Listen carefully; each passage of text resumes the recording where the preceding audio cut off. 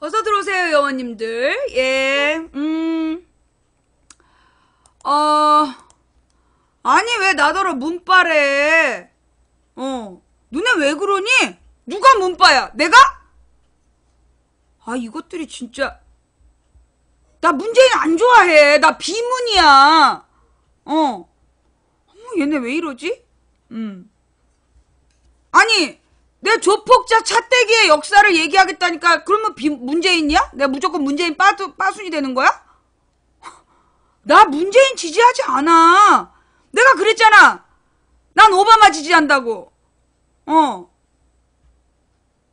나 비문이야. 나 오바마. 오빠야, 오빠. 오바마 빠.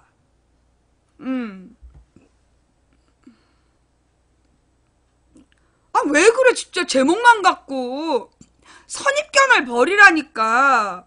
그 쓸데없이 왜 그렇게, 나 오바마 빠순이 오빠. 박원순 지지하는 오빠야. 박원순을 지지하지만 오바마 빠순이? 아니, 왜 그래, 도대체. 너네 왜 그렇게 민감해? 왜 이렇게 날카롭고 거칠어? 뭐 예상치 못한 무슨 일이 생겼나봐? 왜? 무슨 일인데? 아, 내가 몰라서 그러지. 왜 그래? 뭔 일 있어? 너네가 막 혹시 띄웠는데 너네 띄운 후보한테 무슨 뭔 일 생긴 거야? 혹시 조폭 동원하고 막 그랬어? 차떼기 하고 그런 거야? 아닌데 왜 그래?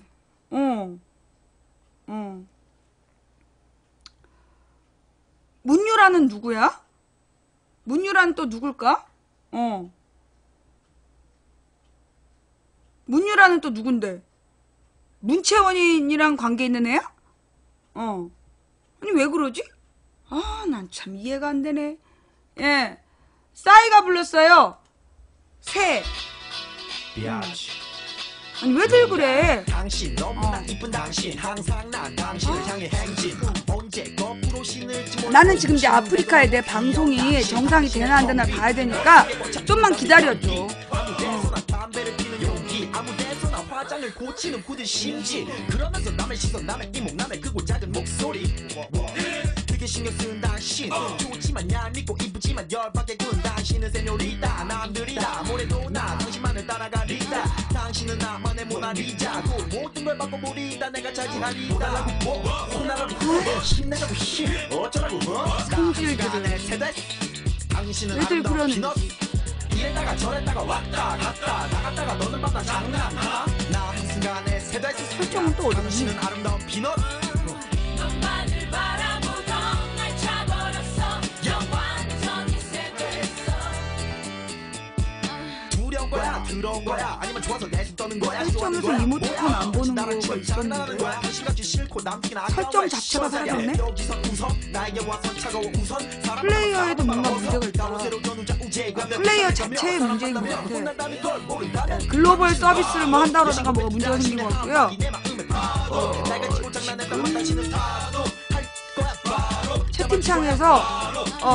채팅창에서 설정이 사라졌어. 뭐달라고 혼나라고 힘내자고 어쩌라고 나 한순간에 세대했어 당신은 아름다운 피넛 이랬다가 저랬다가 왔다 갔다 나갔다가 너는 만나 장난하나 나 한순간에 세대했어 당신은 아름다운 피넛 너만을 바라보던 날 차버렸어 완전히 세대했어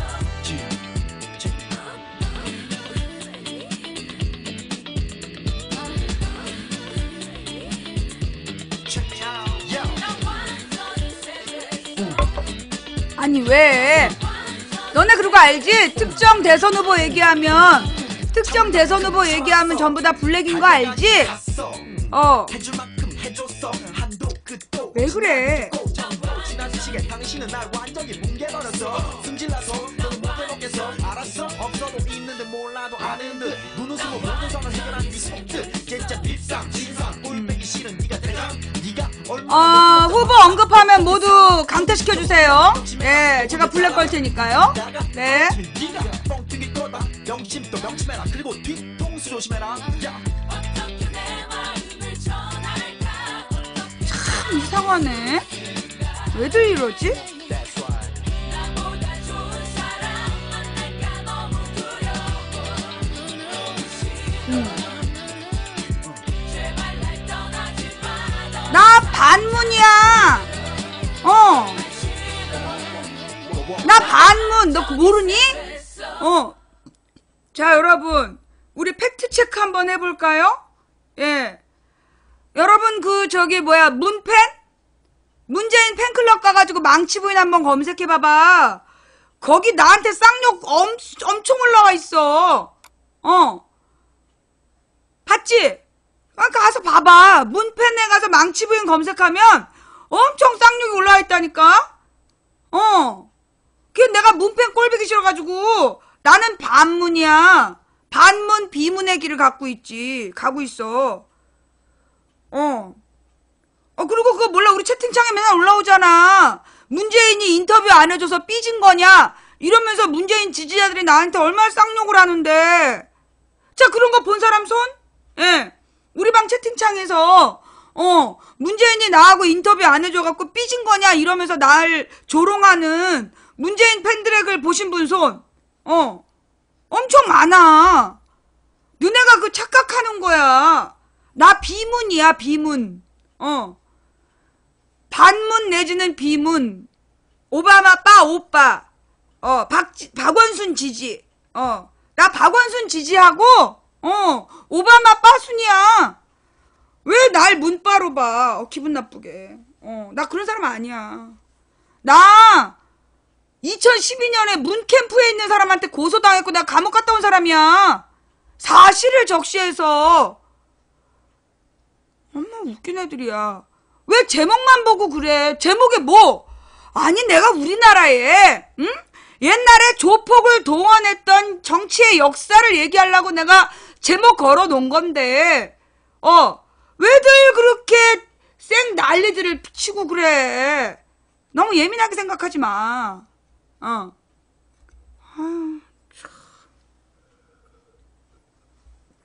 승질들 하고는 뭔가 캥기는 게 있어? 뭔가 이렇게 막 찔리고 그런 거 있나 보지? 아니면 뭔가 막 열심히 작업해놨는데 하루아침에 막 무너질 만한 무슨 일이 생겼나 봐? 왜들 그래? 아우 진짜. 나 요즘에 내가 대선 관련해서는 한마디도 못하기 때문에 아예 내가 대선 후보들은 보지도 않아. 나는 이렇게 막 뉴스에 대선 후보 나오면 소리 줄여버려. 왜? 소리를 듣고 난 말하고 싶을까봐.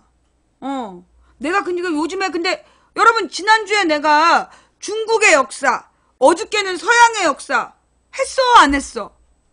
유튜브 가서 봐봐. 내가 지난주에는 이제 동양의 역사를 쫙 해주면서 사드 얘기했잖아. 어저께는 내가 이제 서양의 역사 얘기하면서 11조 얘기를 갖고 서양의 역사 얘기하고 봤지? 오늘은 내가 한국 현대사에 이 조폭을 동원하는 역사에 대한 얘기를 하겠다는데 왜 이렇게 민감하게 굴지? 마치 무슨 조폭 동원하고 차떼기 동원했던 사람들 마냥 왜 그래? 무슨 일 있어? 왜 그래? 아니 뭐 너네 조폭이야?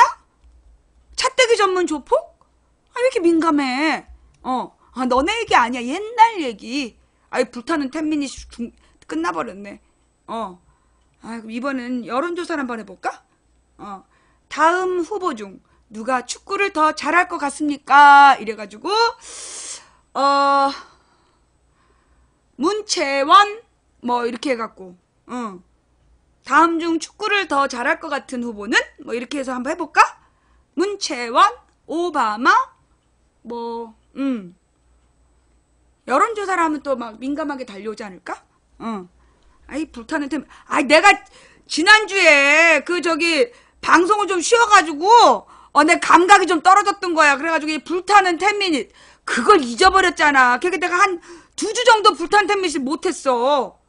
그랬더니 그래가지고 내가 추천수가 모자라서 내가 오늘은 이제 불타는 10미닛을 적당할 때 해야 되겠다라고 생각하고 있었지. 아니 뭐 좌표를 찍었대더니 화력이 많이 죽었나봐. 눈에 화력이 많이 죽었다. 옛날에는 이렇게 좌표 찍었다 그러면 막 몇천 명씩 오더니 뭐 요즘은 고장 와봤자 한 1, 200명 오나 보네. 그치? 아유 어떡하니 너희도 한풀 갔다 얘. 한물 갔어.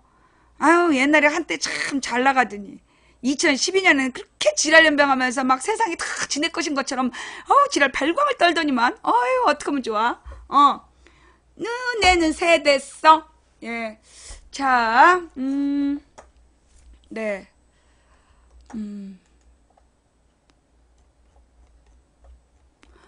뭐 우리 방 시청자분들이 이제 채팅을 그밖에 안 하시네. 예. 내가 저기 보니 우리 최군님 방송 가가지고 시청자들이 말을 안 하고 크만 쳐가지고 그 방은 크로만 채팅을 하나 그런 생각을 했지. 찻대기가 뭐냐고? 아이 내가 또 이 찻대기 감수 봐봐. 찻대기 얘기해줄게. 찻대기가 뭔지.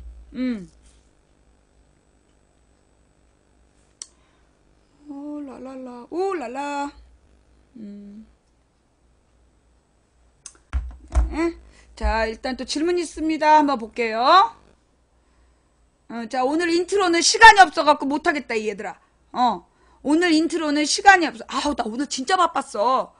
너무 바빠가지고 꼭두 새벽부터 지금까지 눈코 뜰 새가 없이 바빴잖아. 오늘 방송까지 안 돼가지고 내가 아침에 막 그거 알지? 아침에 내 방송이 재방송이 안 되는 거야. 그리고 생방송했잖아 모바일로. 그거 봤어? 아니 아침부터 내 방송으로 재방송이 안 되는 거야. 어쩔 수 없이 모바일 생방송했잖아. 오늘 모바일 생방송 오늘 생방송 너무 많이 하는 것 같아. 너네 이렇게 재방송 못하게 하면 생방송 할 거야 나. 내가 성질이 좀 더럽잖아. 그러니까 잘 생각해. 후회할 일 하지 말고. 너네 그거 알지? 나 약 올렸다가 여러 번 엿먹게 된 너네들 팀장들 바뀐 사건. 나한테 시비 걸었는데 그게 막 도리어 결론은 그래놓고 그런 거야. 이제 지네가 뭔가 딱 악한 수를 뒀어. 근데 이제 그 악한 수가 그만 이제 그 실패를 해갖고 도리어 역풍이 불고 지네들이 망했다? 그럼 얘네들이 뭐라는 줄 알아? 망치 부인의 자작극이래. 어이가 없어서. 예.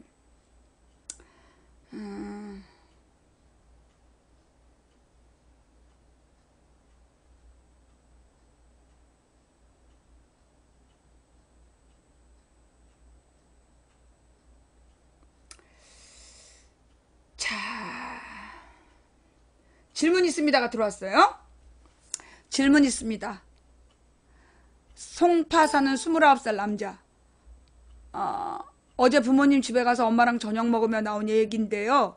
노 대통령이 호남의 도움으로 대통령이 되고 나서 얼마 안 돼 한 이야기가 호남 사람들이 내가 좋아서 날 뽑은 줄 아느냐. 이회창이 미워서 이회창 안 되게 하려고 자기를 뽑은 것뿐이라는 그런 이야기를 했다고. 저희 부모님은 거기에 완전 배신감을 느껴서 다시는 노 대통령 쪽에는 표 안 준다며 이런 얘기를 하시더군요. 저희 아빠는 서울분, 엄마는 전라도 분이신데요. 아빠는 무조건 엄마 편이고 저는 정치에 별 관심이 없었는데 이번에 관심이 많아져서요. 대선 관련 얘기라기보다 이게 대선 관련 얘기지 뭐예요? 이게 정말 사실인지 사실관계를 알고 싶습니다. 또 더 나아가서 엄마를 설득하고 싶은데 자꾸 이명박 아바타 쪽으로 마음이 기우신 것 같네요. 부모님도 서울 사시긴 하지만 따로 살아서 대화도 많이 못하고 여튼 답답합니다. 자, 우리 유시진님은 차단이에요. 예. 요거 아주 대선 관련 질문으로, 예. 이게 이제 소위 작년에 그 국민의당 네트워크, 예, 국민의당을 선거운동할 때 그 호남 네트워크에서 뿌린 얘기잖아요. 예.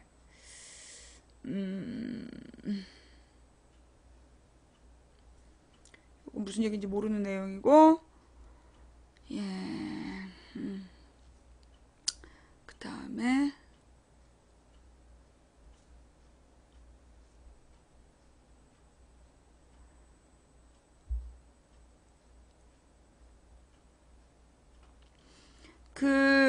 잠깐만요.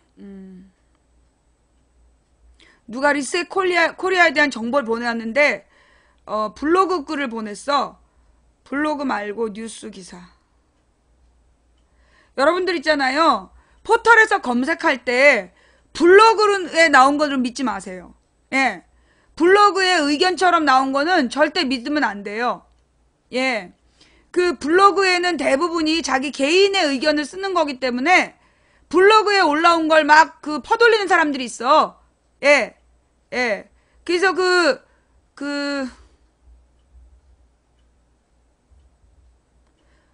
블로그 글들은 절대 퍼돌리시면 위험해요. 그래서 이제 블로그 글 중에서도 되는 건 뭐냐면 뉴스 기사만 이제 퍼돌리실 수 있어요.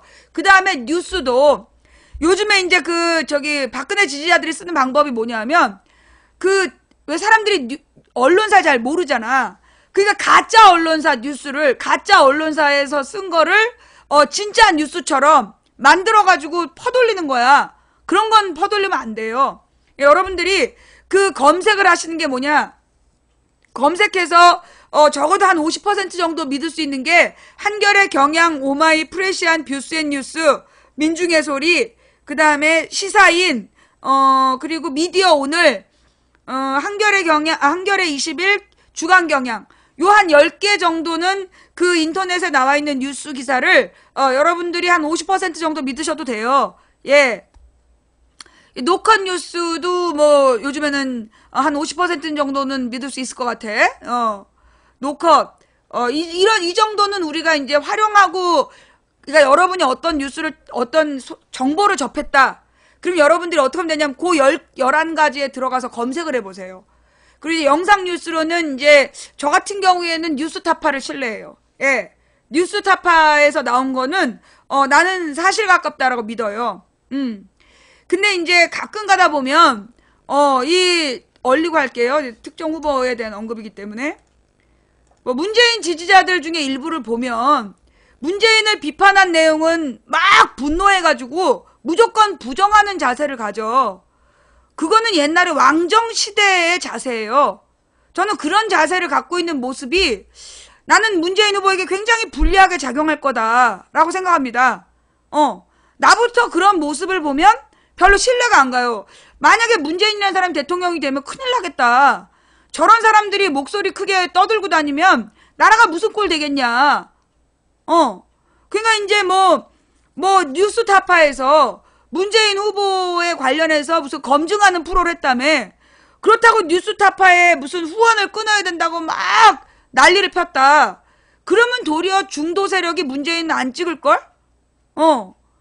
그리고 또 요즘에는 손석희 뉴스에서 문재인에 대해서 검증을 했다고 그걸로 또 막 욕을 하는 거야. 근데 그런 모습은 비상식적으로 보여요.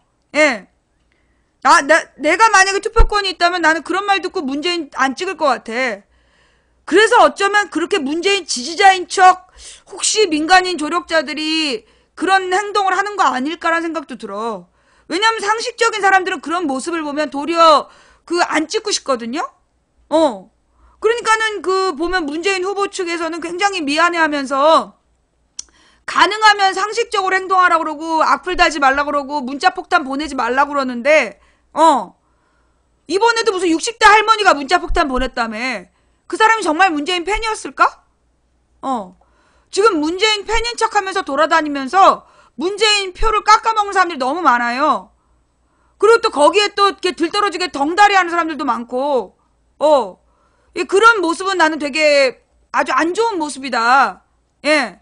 봐, 내가 비문이잖아. 그러면서 내가 또 해주고 싶은 얘기는 뭐냐면 어떤 후보를 지지하든 그 후보를 맹목적으로 지지하시면 안 돼요. 예.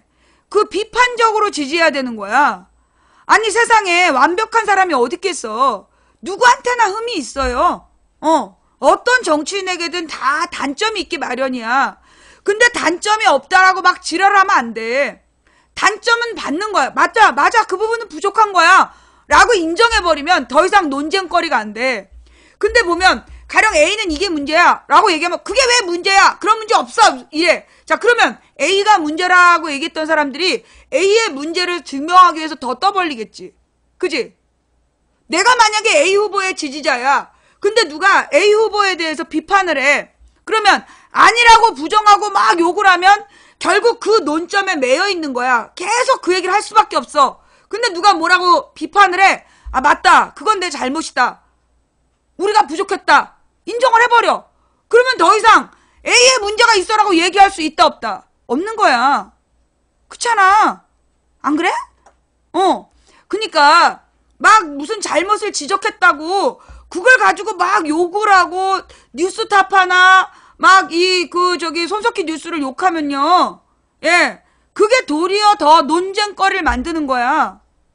누가 비판을 하면 바로 인정해버리는 거 있잖아. 바로 사과해버리고 시정하겠다. 잘못했다. 인정해버리는 거야.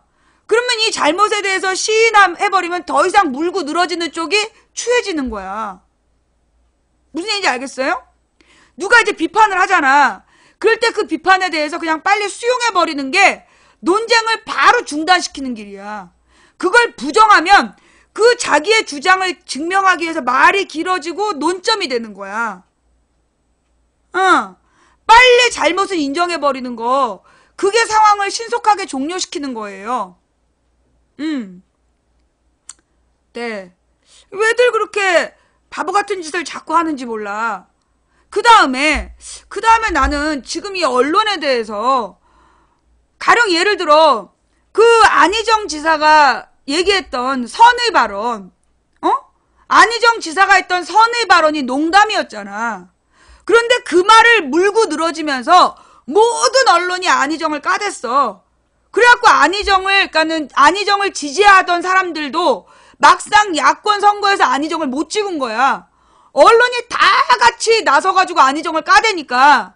그러면서 안희정에 대한 그 검증을 언론이 막 집중을 해가지고요. 안희정을 죽이기로 했단 말이야. 그래놓고 야권 경선이 끝나갈 때쯤 돼서 야권 후보의 다른 문제를 지적했어. 이건 뭐겠어요? 요건 아주 의도적인 거죠. 예. 가령 어떤 후보의 가족에게 문제가 있다. 근데 그 뉴스를 안희정의 선의 발언 보도하듯이, 아니 그러면 이 가족의 비리라고 얘기하는 게 이게 지금 며칠 사이에 벌어진 게 아니야.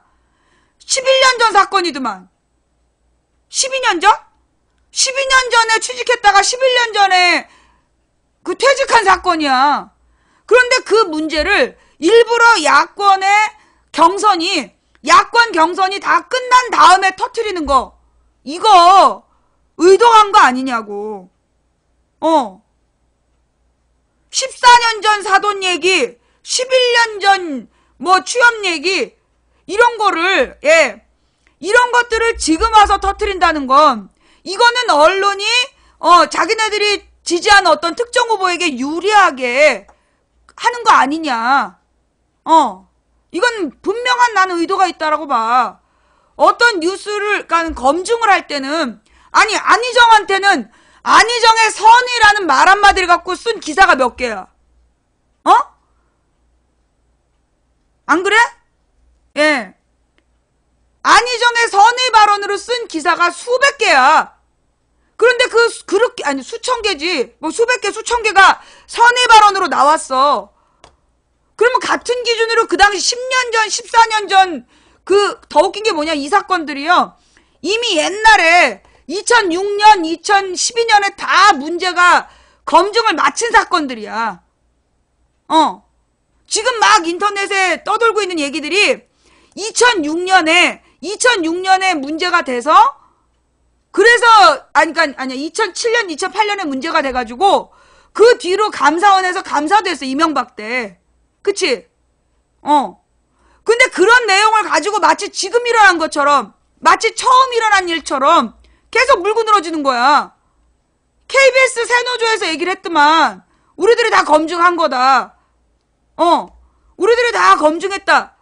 그런데 마치 이제 짠 것처럼 지금 막 터트린 거야. 그러니까 만약에 이거 봐봐요. 지금 이런 식으로 이재명의 가족사를 터트렸다고 생각해봐. 이재명의 그 가족사를 지금 언론이 하는 짓처럼,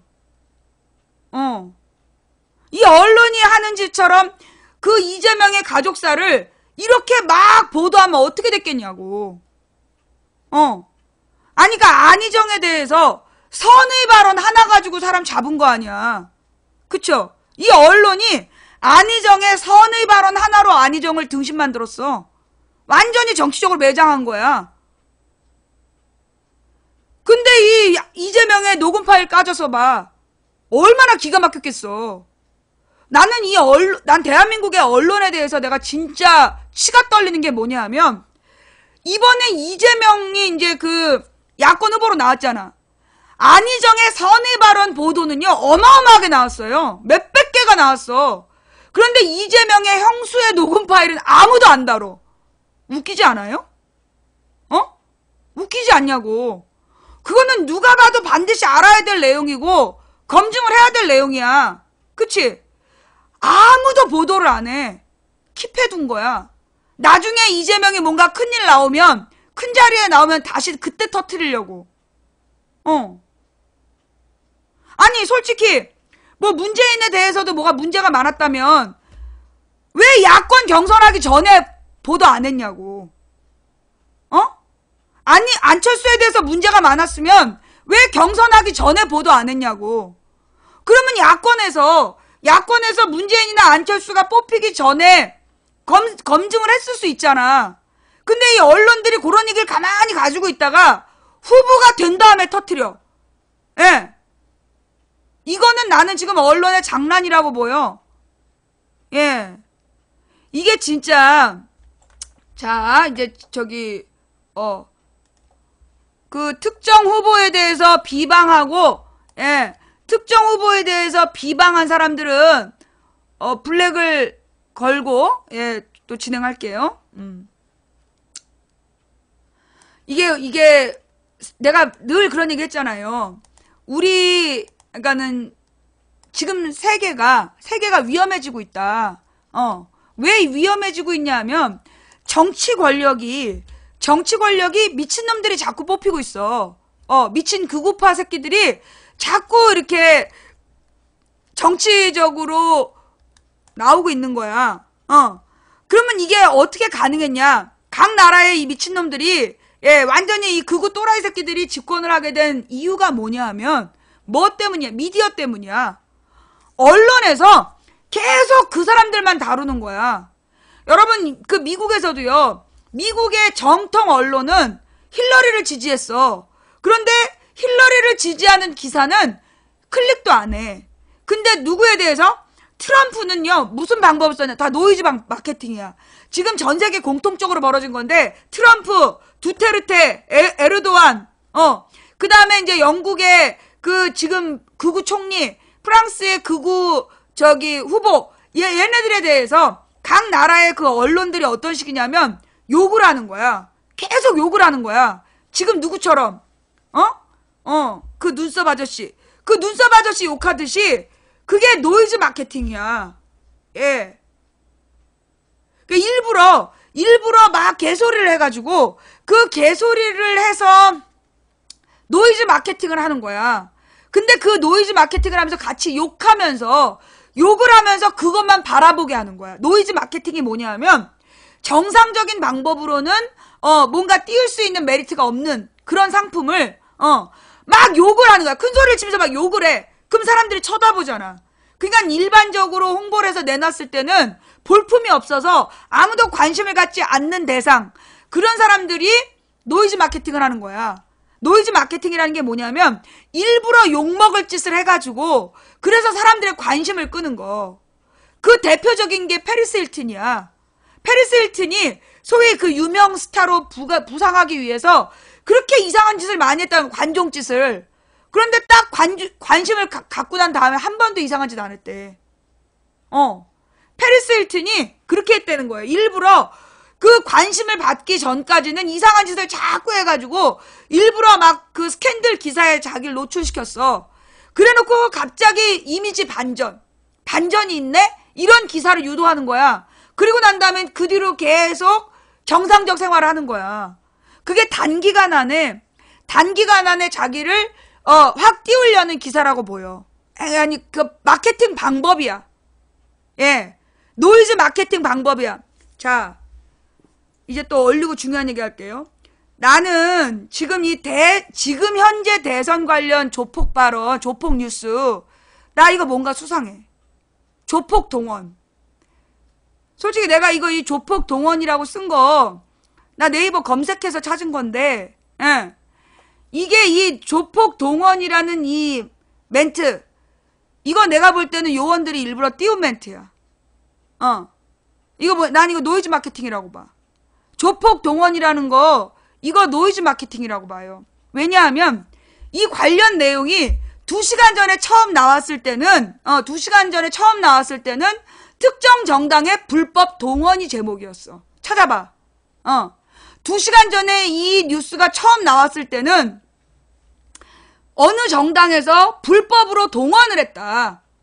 불법으로 사람을 렌트카로 동원을 해가지고 그 경선에 참여시켰다고. 그래서 선관위에서 고발을 했다는 거야. 그 당직자들을. 그러니까 뉴스의 핵심은 뭐냐? 여기서 팩트는 선관위가 그 정당 사람들을 고발했다는 거야. 한마디로 대선 경선에 사람을 동원한 거. 렌트카로 불법 동원했다. 그 뉴스야. 그런데 이게 갑자기 1시간 전에? 아니지. 그러니까 이게 한 12시 정도에 나왔을 때, 11시인가 12시에 나왔을 때는 그 당의 불법 동원이라고 나왔어. 뉴스가. 그런데 그게 갑자기 2시 전에 한 1시를 거치면서 갑자기 조폭이라고 나오는 거야. 그러면서 기사 제목을 조폭 동원이라고 고친 거야. 그런데 그 조폭이냐란 증거가 없어. 특정 후보가 같이 사진 찍은 사람들이 조폭이라는 증거가 없어. 그냥 그 주변 사람들이 떠든다는 얘기야. 기사 다 찾아봐. 그 사람들이 특정 후보랑 같이 찍은 사람들이 조폭이란 증거가 없어. 그러면 왜 조폭을 띄웠냐? 요거 불법 동원 가리려는 거야. 특정 정당의 불법 동원. 이게 더 심각한 뉴스거든. 선관위에서 그 정당을 고발했다니까? 그 정당 당직자들을? 그게 진짜 뉴스야. 그 진짜 뉴스를 가리려고 조폭 그 얘기를 띄운 거야. 예. 찾아봐. 내 말이 맞지? 왜? 조폭은 분명히 거짓말이야. 내가 볼 땐 거짓말일 가능성이 커. 일부러 가짜 뉴스로 진짜 뉴스를 가린 거예요. 어느 당인지 얘기하면 블랙이야? 예. 그 선관위에서 그 불법 동원한 것 때문에 그 당직자들을 고발했다고. 이거 명백한 선거법 위반이잖아. 경선에 사람을 동원했다니까. 그러면 이게 왜 그러냐면 그 당에서 자기네들은 현장 투표 많이 했다고 마케팅하고 있는데 그게 불법 동원이라는 뉴스야. 그런데 그 불법 동원 뉴스는 눈 씻고 찾아봐도 없어. 안 나와. 내가 선관위에서 고발했다라는 그 팩트를 찾기 위해서 검색을 하는데 안 나와. 근데 그 뉴스가 2시간 전에 다시 뜬 거야. 그러자 1시간 전에 그걸 가리려고 나온 게 요 조폭 이야기야. 조폭이란 제목으로 불법 동원을 가린 거야. 왜? 조폭이라는 거는 명백한 증거가 없는 내용이거든. 왜 그러냐? 그 명백한 증거가 없는 얘기를 막 떠들어가지고 사람들이 재미있으니까 거기에 집중할 거 아니야. 그게 사실은 가짜였다. 이거 봐라. 누구누구 후보 측에서 거짓말을 유포했다. 라는 스토리. 라는 스토리를 준비해 놓고 실제 뉴스는 불법 동원인데 진짜 심각한 문제는 불법 동원인데 렌트카 불법 동원. 예. 현장 투표에 렌트카로 불법 동원을 했어. 그게 차떼기야. 예. 그러니까 이제 차떼기라는 게 뭐냐면 차량을 동원해서 차량으로 사람들을 현장 투표소로 실어 나르는 걸 차떼기라고 그래. 예. 그 얘기가 뉴스로 나왔는데 모든 언론에서 그거는 보도를 안 해. 눈 씻고 막 찾아보니까 나와. 막 여러 개를 찾아보니까 나와. 그러니까 차떼기로 불법 동원했다. 이게 중요 뉴스인데 이거는 이제 선거법 위반이고 이거는 경선 자체에 대한 문제 제기가 될 수 있는 보도잖아. 그러니까 일부러 그걸 가리려고 미확인 조폭 뉴스를 뿌린 거지. 그리고 그걸 검색어로 만든 거고. 예.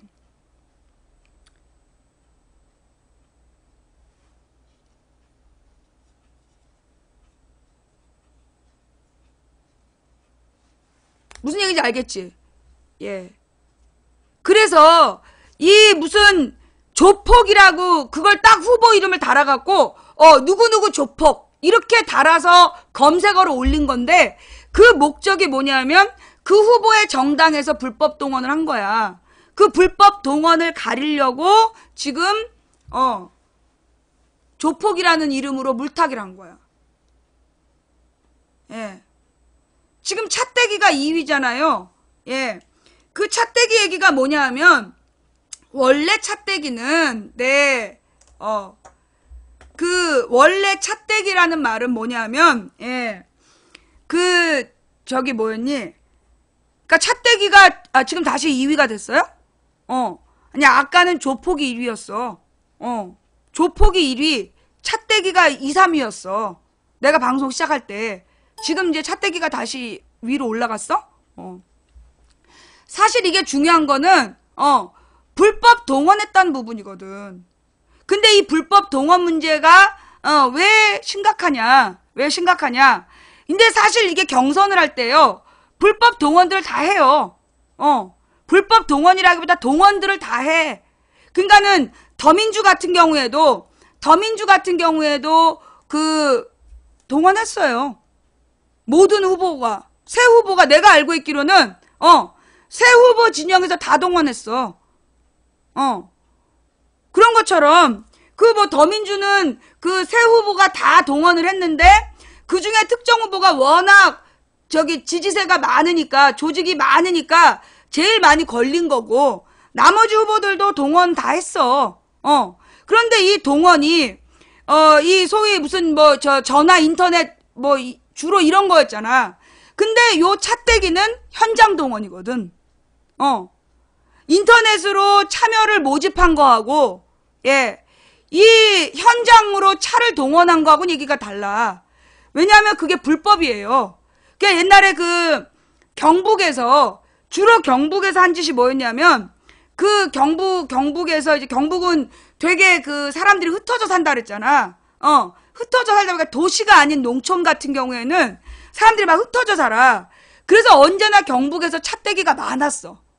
경북이나 경남의 농촌에서 이 차떼기가 뭐냐? 차로 실어 나르는 거야. 할머니들을 모아가지고 한 차에 4-5명씩 싣고 투표소로 가는 거야. 농촌에서 주로 그랬어. 그걸 차떼기라 그래. 그래서 그 저기 뭐였니? 옛날에 울진에서 원전 반대 투표를 하는데 울진 주민들이 반대 투표를 하러 많이 온 거야. 그랬더니만 찬성하는 사람들을 차떼기로 막 실어 날른 거야. 차로 막 데리고 가가지고 현장에 가서 투표시키고 예, 이런 식으로 그 현장에 투표하러 동원하는 거 그게 늘 문제가 되고 그게 선거법 위반이라고 뉴스거리가 되는 것들이야. 근데 지금 이제 이 그 자기네들은 인터넷 투표가 아니라 현장 투표다 이러면서 마케팅을 해왔는데 알고 보니까 현장 투표가 차떼기로 동원한 거였다. 이런 기사가 나오면 손해가 크잖아. 그러니까 미확인 뉴스인 조폭 얘기를 띄워가지고 미확인 뉴스인 조폭 얘기를 띄워서 그걸 검색어 1위를 만드는 거야. 예.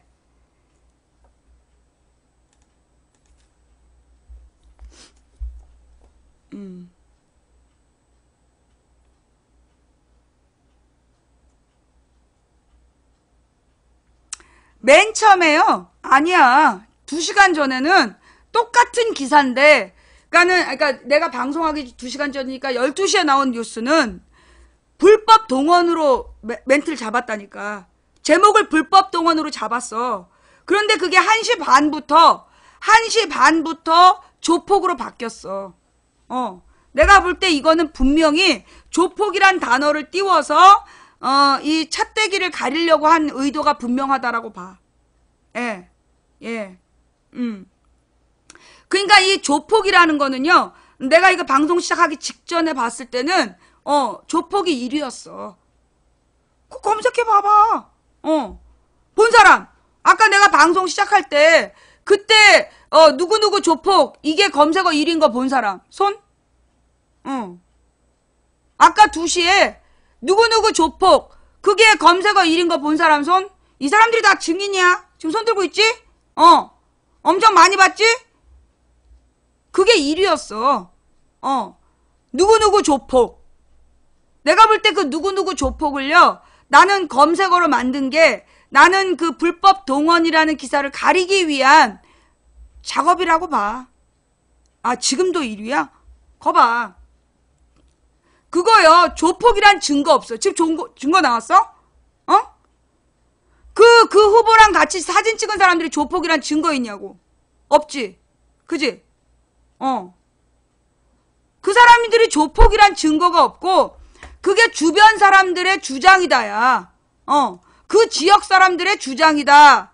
그리고 경찰에서도 확인을 안 해주고 있다. 예. 그러니까 그게 지금 내가 볼 때, 그 조폭이라는 기사, 자꾸만 막 물타기를 하는데, 잘 들으라고.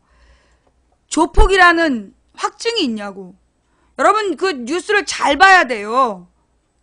그거 지금 조폭이란 증거가 없어. 몰라, 내가 2시 이후에 나온 뉴스 못 봤어. 2시 이전에 나온 뉴스들을 봤을 때는 조폭이라는 객관적 증거가 없어.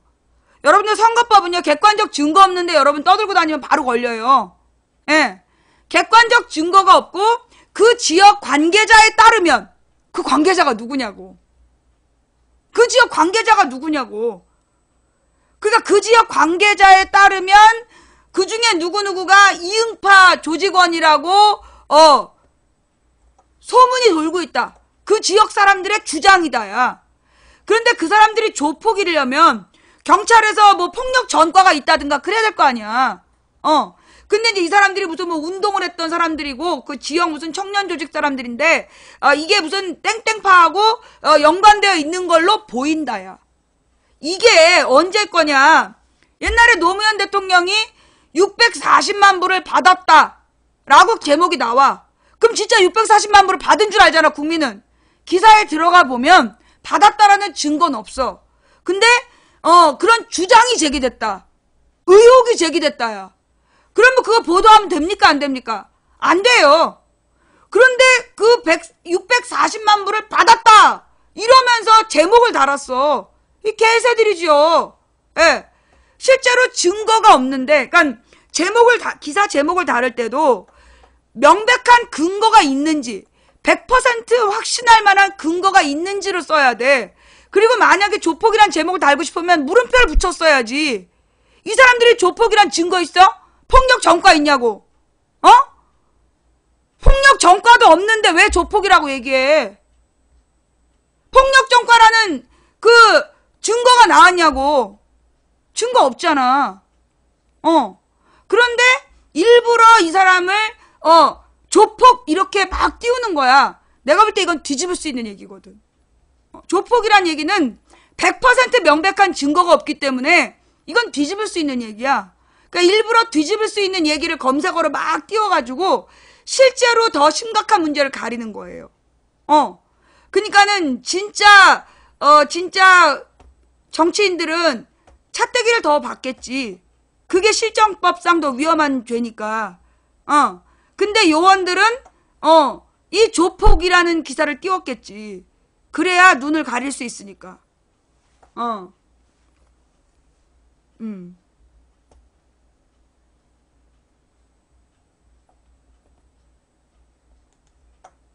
자, 낯선 아이디가 관련 뉴스를 갖고 왔는데, 자, 이 뉴스가 어디 건지 한번 확인해 볼게요. 자, 그 다음에 여러분들이 어떤 뉴스를 검색할 때는 출처를 봐야 돼. 출처. 예를 들어 동아일보나 조선일보나 문화일보라면 일단 의심해야 돼. 조선, 동아, 문화, 그리고 채널A, TV조선이면 일단 의심해야 돼. 예. 노컷 뉴스네요. 안철수 행사에 조폭 6명 참가, 4명은 경찰 관리 대상, 복수의 취재원, 안 후보와 사진 찍은 청년 중 6명은 동그라미파 조직원 증언. 복수의 취재원? 확실할까요? 자, 안철수 국민의당 대선 후보가 참석한 행사에 조직폭력배가 동원됐다는 의혹이 제기된 가운데 관리 대상 조직폭력배 4명을 비롯한 조폭 6명이 행사에 참가한 것으로 확인됐다. 자,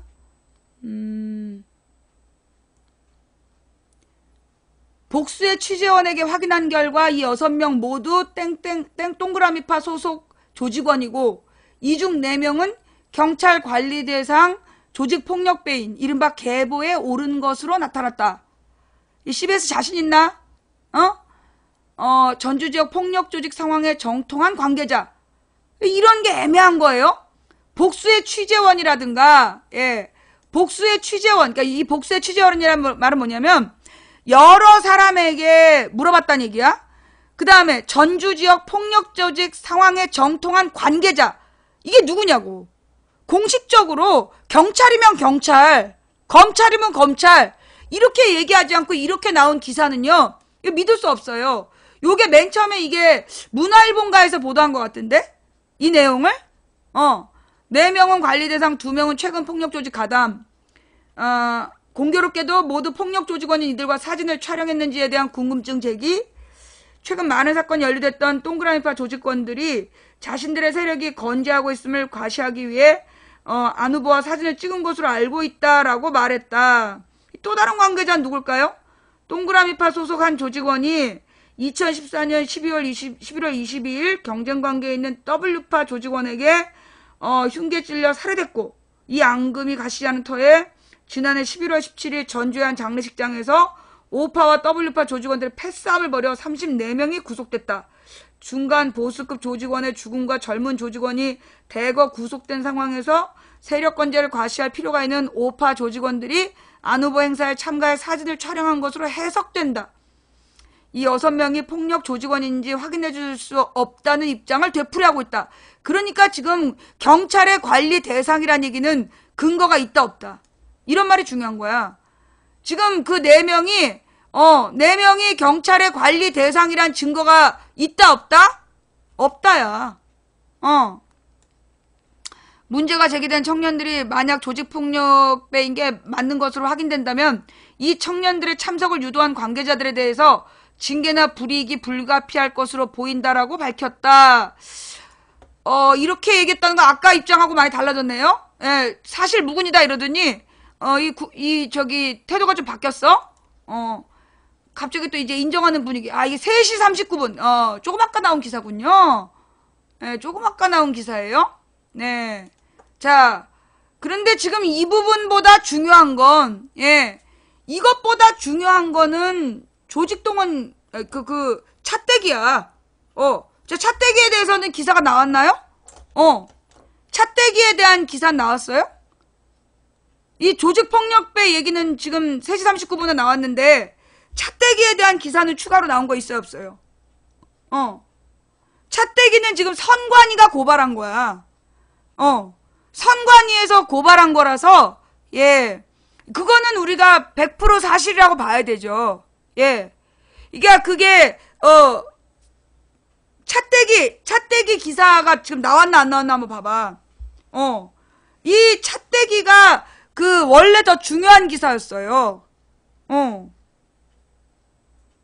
그거는 왜냐하면 그건 선관위가 고소한 거기 때문에 가령 이제 이 기사, 조폭 기사는 지금 공식적인 어떤 기관에서 확인해준 기사가 아니야. 내가 지금 얘기하고 있는 거는 뭐냐면 여러분들이 이제 기사를 갈라보는 방법이에요. 지금 가짜뉴스들이 막 쏟아지고 있잖아? 또는 미확인 보도들? 미확인 보도들이 많이 쏟아지고 있을 때 여러분이 제일 먼저 확인해야 되는 건 뭐냐면 출처예요. 예. 출처로 누가 주장했느냐, 또 어떤 사람이 뭘 주장을 해. 최순실이 800조 원을 비자금으로 갖고 있다라고 주장을 했어. 그러면 그 800조 원을 입증할 만한 서류 조각 한 조각이라도 있어야 된다는 거야. 근데 최순실의 800조 원이라는 거에 대해서 주장만 있고 근거가 없다면 증거 있잖아. 계좌 번호라든가 800조 원이 들어있는 계좌라든가 아니면 그 800조 원의 일부 재산에 소유주라든가 이런 서류상의 객관적 증거를 가지고 주장하면 그 말은 맞는 거야. 근데 그런 객관적 증거를 제시하지 않고 떠드는 거는 여러분이 그걸 퍼돌리면 안 돼요. 여러분이 그게 덩다리가 되는 거야. 이 우리가 선거 때에 선거 때에 막 그 떠도는 정보들에 대해서 무조건 믿지 마세요. 차떼기가 뭐냐고? 근데 임마 질문한 태도가 이게 뭐야? 블랙. 그 선거 때에 작년에 이제 미국 선거가 있었잖아. 근데 미국 선거를 앞두고 우리 시청자 중에 한 사람이 그 나한테 그 트럼프 관련 뉴스들을 보내준 거야. 그러면서 오바마가 심각한 잘못을 했다. 그러면서 보내줬는데 그 뉴스가 누구를 동원해서 누구들 사이에 퍼진 거냐면 미군들. 전 세계의 미군들이 그 뉴스를 퍼돌린 거야. 그런데 그 뉴스들을 내가 딱 그 클릭해서 들어가 보자. 그리고 들어갔어. 없어. 동영상도 없고 뉴스도 없어. 그럼 뭐야? 그게 가짜 뉴스야. 트럼프가 당선된 게 가짜 뉴스를 뿌려갖고 당선된 거예요. 전 세계 미군들을 동원해서 그렇게 가짜 뉴스를 뿌렸다니까?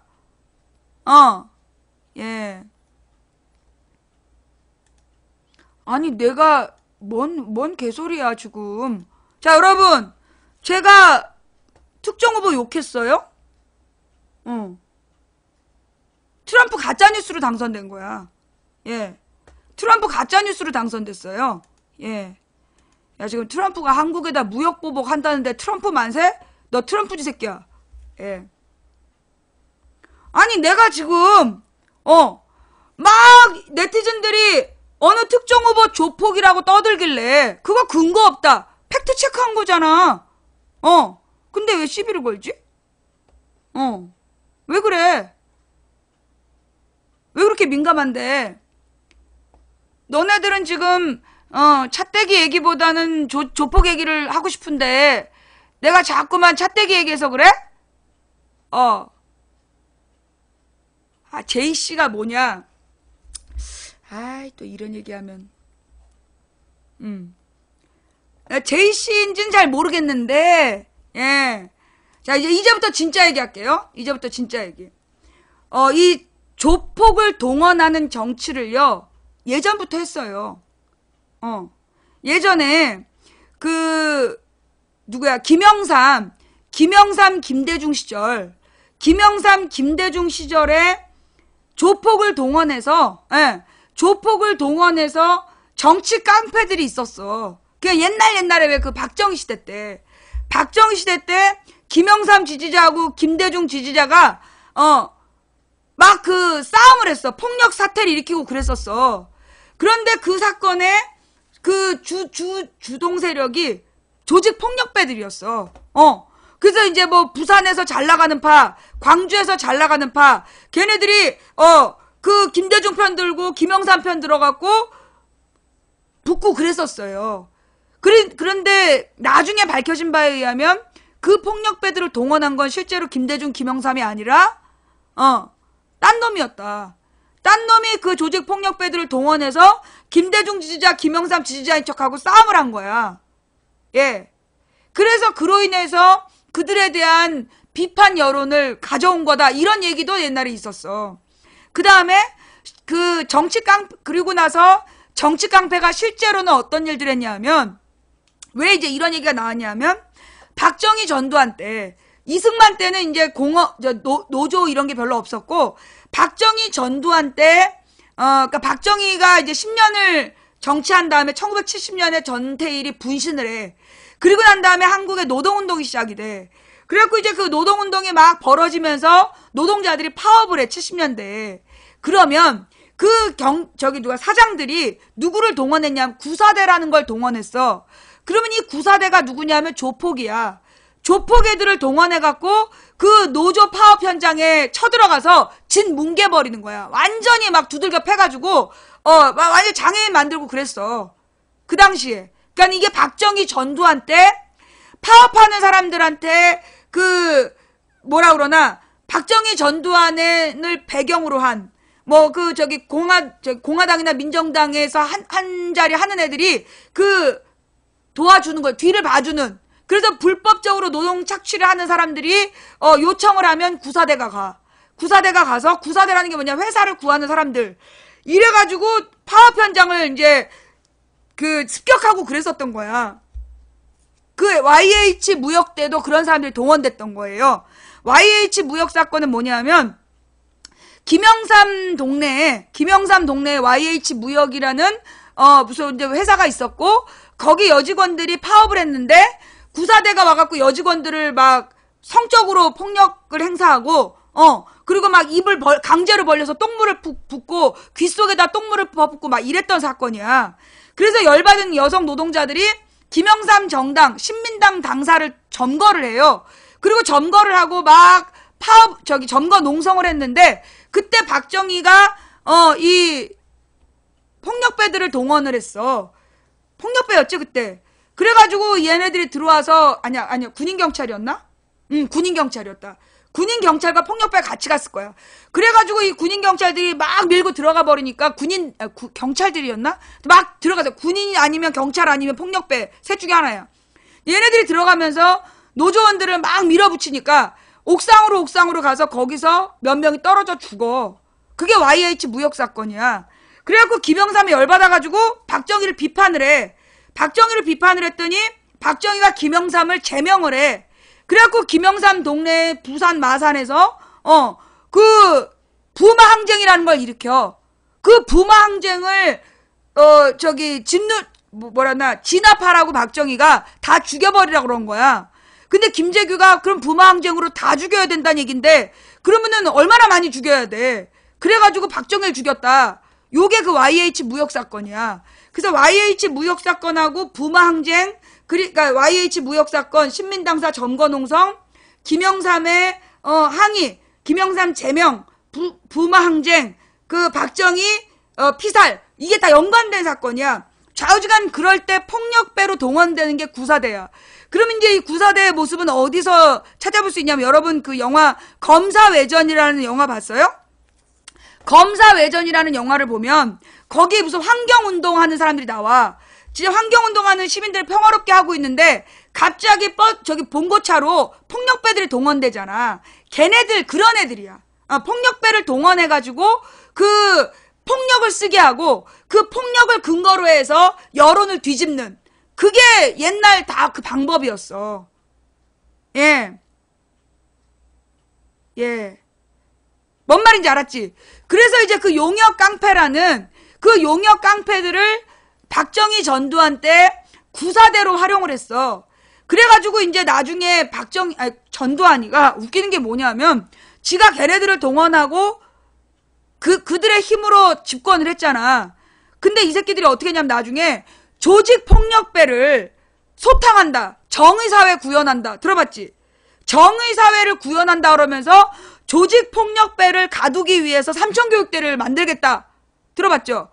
그래놓고 삼천교육대를 전국의 조직폭력배를 소탕하기 위해서 무슨 파를 막 그래갖고 텔레비전에는 막 어깨에 그림 그린 애들, 그런 애들이 막 줄줄이 끌려가는 장면이 나와. 그런데 걔네들은 일부였던 거야. 그런 걸 텔레비전에 보여준 다음에 실제로 삼천교육대에 잡아간 건 누구였냐면 전두환 개새끼! 술 먹고 포장마차에서 얘기하면 잡아갔어. 선생님이 전두환은 지금 민주주의에 역행하고 있다. 다음날 잡혀갔어. 그런 식으로 실제로 이제 그 조폭과의 전쟁이라는 명분으로 삼천교육대를 만들어 놓고 민주주의자를 잡아놓은 거야. 예, 일반 시민들을 잡아가지고요, 잡아놓고 때려 죽이고 그랬어. 그 중에 하나가 부산의 형제복지원이야. 그래서 형제복지원에 강제로 감금돼가지고 거기서 맞아 죽은 사람들도 있었어. 이게 그 전두환 때 삼천교육대라는 이름에, 예, 이런 얘기 나오니까 또 응디응디 들어오는 거 봐봐. 너 전두환이지? 예. 그렇게 된 거예요. 그래서 조폭을 정치에 이용을 했어. 예. 조폭을 정치에 이용을 했고요. 자, 그러면 이 조폭이 이걸로 끝이 아니야. 조폭이 그걸로 끝이 아니라, 잘 들어봐. 그 뒤에 어떻게 됐냐? 이 조폭들이 1990년대가 되면서 진화를 해요. 실제로 내가 옛날에 대입반 가르치고 다닐 때 그때 어떤 그 조폭이 와서 재수를 하고 있었어.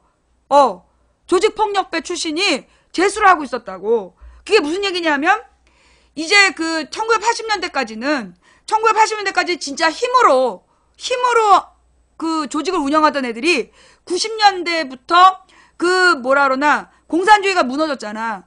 그러면서 신자유주의가 시작이 된다고. 이러면서 조폭이 진화를 했어. 어떻게 진화했냐면 경영을 하는 거야. 그래서 옛날에는 조직폭력배가 무슨 뭐 도끼톱 뭐 이런 거 놔들고 막 싸웠잖아. 지금은 그렇게 안 해. 얘네들이 뭐 철저히 경제 공동체로 움직이는 거야. 그래가지고 그 뭐 옛날에 나이트클럽으로 막 나이트클럽에서 폭력 이렇게 물리적 폭력으로 싸우는 것만 나왔잖아. 근데 그게 아니라 조직폭력배들이 소위 업소라는 이름으로 무슨 이제 성매매 업소들도 관리하고, 그 다음에 그 지역에 무슨 그 특정 지역의 유통업을 장악하고 그러면서 활동을 하는 거야. 그리고 무슨 생수 공급 같은 경우도 그쪽 사람들이 하고, 그러면서 이제 그러면서 이 조폭들이 뭐에까지 손을 대냐 하면 연예기획사. 그래서 그 연예기획사를 운영을 하면서 연예인 지망생들을 모아가지고 얘네들을 성매매 시키면서, 그러니까 그 성접대를 시키면서 정치인들하고 관계를 맺어. 그래서 그 연예기획사에서 그 정치인들 선거할 때 동원을 해주는 거야. 근데 누구라고 특정해서 얘기는 안 했어. 그게 다 연관된 행동이에요. 이 조폭을 동원한 정치가 실제로 있었던 거야. 그 장자연 소속 기획사가 조폭 출신의 기획사였고, 그 새끼가 장자연을 성상납 시킨 거잖아. 그게 내부자들이란 영화에 나와요. 그 별장 성접대도 내나 마찬가지고. 그러니까 이제 이런 성매매를 이 조폭들이 다 그 관할을 하는 거야. 그게 정치인들하고 다 연관되어 있고. 장자연이 누군지 몰라. 이렇게 시간이 흘렀구나. 장자연이 누구냐면 연예인이에요. 구준표랑 구혜선이 나왔던 꽃보다 꽃보다 남자? 꽃보다 남잔가라는 드라마가 있었어. 그 드라마에 조역으로 나온 배우였는데, 이 여자가 드라마가 한참 잘 되고 있는데 자살을 해버렸어. 근데 이 자살한 이유가 뭐였냐면 이 여자가 유서를 썼는데, 이 여자가 이제 연예인 지망생으로 몇 년 동안을 이 기획사에 있었던 거야. 근데 기획사 사장 새끼가 이 여자를 정치인들한테 성상납을 시킨 거야. 몇 년을 참고 이 여자가 무명 시절에 성상납을 했는데 막 이렇게 생리 중이라서 못하겠다 그러면 두들겨 팻대는 거야. 조폭 출신이라 이 새끼가. 그러더니만 얘를 나중에는 이제 그래서 얘는 자기가 텔레비전에 얼굴이 나가면 안 해도 될 줄 알았는데 텔레비전에 나간 다음에 더 찾았다는 거야. 그래갖고 모 언론사에 무슨 이제 계열 신문달이 있을 거 아니야. 걔네들이 막 무슨 동서지간이고 그랬대. 근데 막 얘네들이 뭐 친인척이었대. 근데 이것들이 그 여자 하나를 불러다가 그러니까 성상납을 막 다 돌아가면서 받은 거야. 그러니까 이 여자가 그 내용을 다 쓴 거야. 나를 강제로 그 기획사 사장이 성매매를 시켰다. 그리고 나를 강제로 부른 사장들이 누구다 해서 이름을 다 쓴 거야. 그게 장자연 리스트야. 그래서 그 여자가 유서에다 그걸 다 써가지고 법률적으로 공증을 받아. 이게 내 유서가 맞다라는 걸 법적으로 공증을 받은 다음에 그걸 복사를 했어. 그래갖고 자기 옛날 매니저한테 보내. 옛날 매니저한테 보내고 자기가 그 유서를 품고 목을 메고 죽은 거야, 집에서. 그게 장자연 리스트야.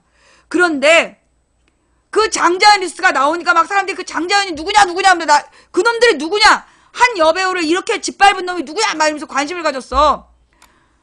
근데 이제 누가 그랬는지 나는 공식적으로 말 안 했는데 조선일보에서 이정희를 고소하더라고.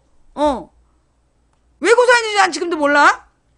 그리고 갑자기 그 다음에 뉴스에서, 여기서 중요한 얘기야. 장자연 리스트가 나오고 나서 5일인가 일주일인가 지난 다음에 뉴스에 갑자기 이러는 거야. 요즘에 3일 지난 다음에 요즘에 두 가지 두 가지 리스트가 세인의 관심을 끌고 있다. 하나는 장자연 리스트이고 하나는 박연차 리스트다. 그러면서 사람들은 장자연 리스트 얘기를 기다리고 있는데 박연차라는 사람이 부산 경남 지역의 친노 정치인들에게 돈을 뿌렸다. 그래갖고 이 박연차한테 얻어먹은 사람들의 명단, 이게 지금 세인들의 관심을 끌고 있다. 이런 거야. 그러면서 그때 이름이 나왔던 사람들이 그 한나라당의 박모 의원, 그 다음에 그 강원도 이광재, 그리고 그 또 이 뭐 송모 씨, 이런 사람들이 그 박연차 리스트에 공식적으로 거론이 됐었어. 그리고 나머지는 공식적인 이름이 안 나와. 그랬는데 이 박연차 리스트라는 이름이 딱 나온 다음부터 뭐랬냐? 노무현 대통령을 터는 거야. 그래서 이 박연차가 노무현 대통령 팬이었대. 그래서 친노 애들에게 돈을 풀었다. 근데 알고 보니까 박연차가 한나라당이고 뭐 열린우리당이고 가리지 않고 뿌린 거야. 그런데 나중에 한나라당은 다 그 배지를 유지하고 그 열린우리당 출신 이광재만 도지사 자리를 뺏기게 되는 거야. 그리고 그 박연차 리스트로 모든 사람, 그러니까 노무현과 무슨 얘기만 한마디 해도 가서 조사하다시피 해서 다 털어가지고 결국 노무현이 죽게 된 이유가 박연차 리스트야. 그게 2009년 3월이었지? 그게 박연차 리스트 사건. 예. 이게 이 조폭과 연계된 정치. 예.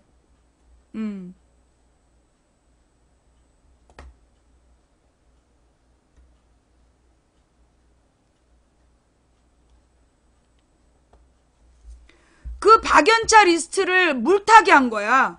장자연 리스트를 가리려고.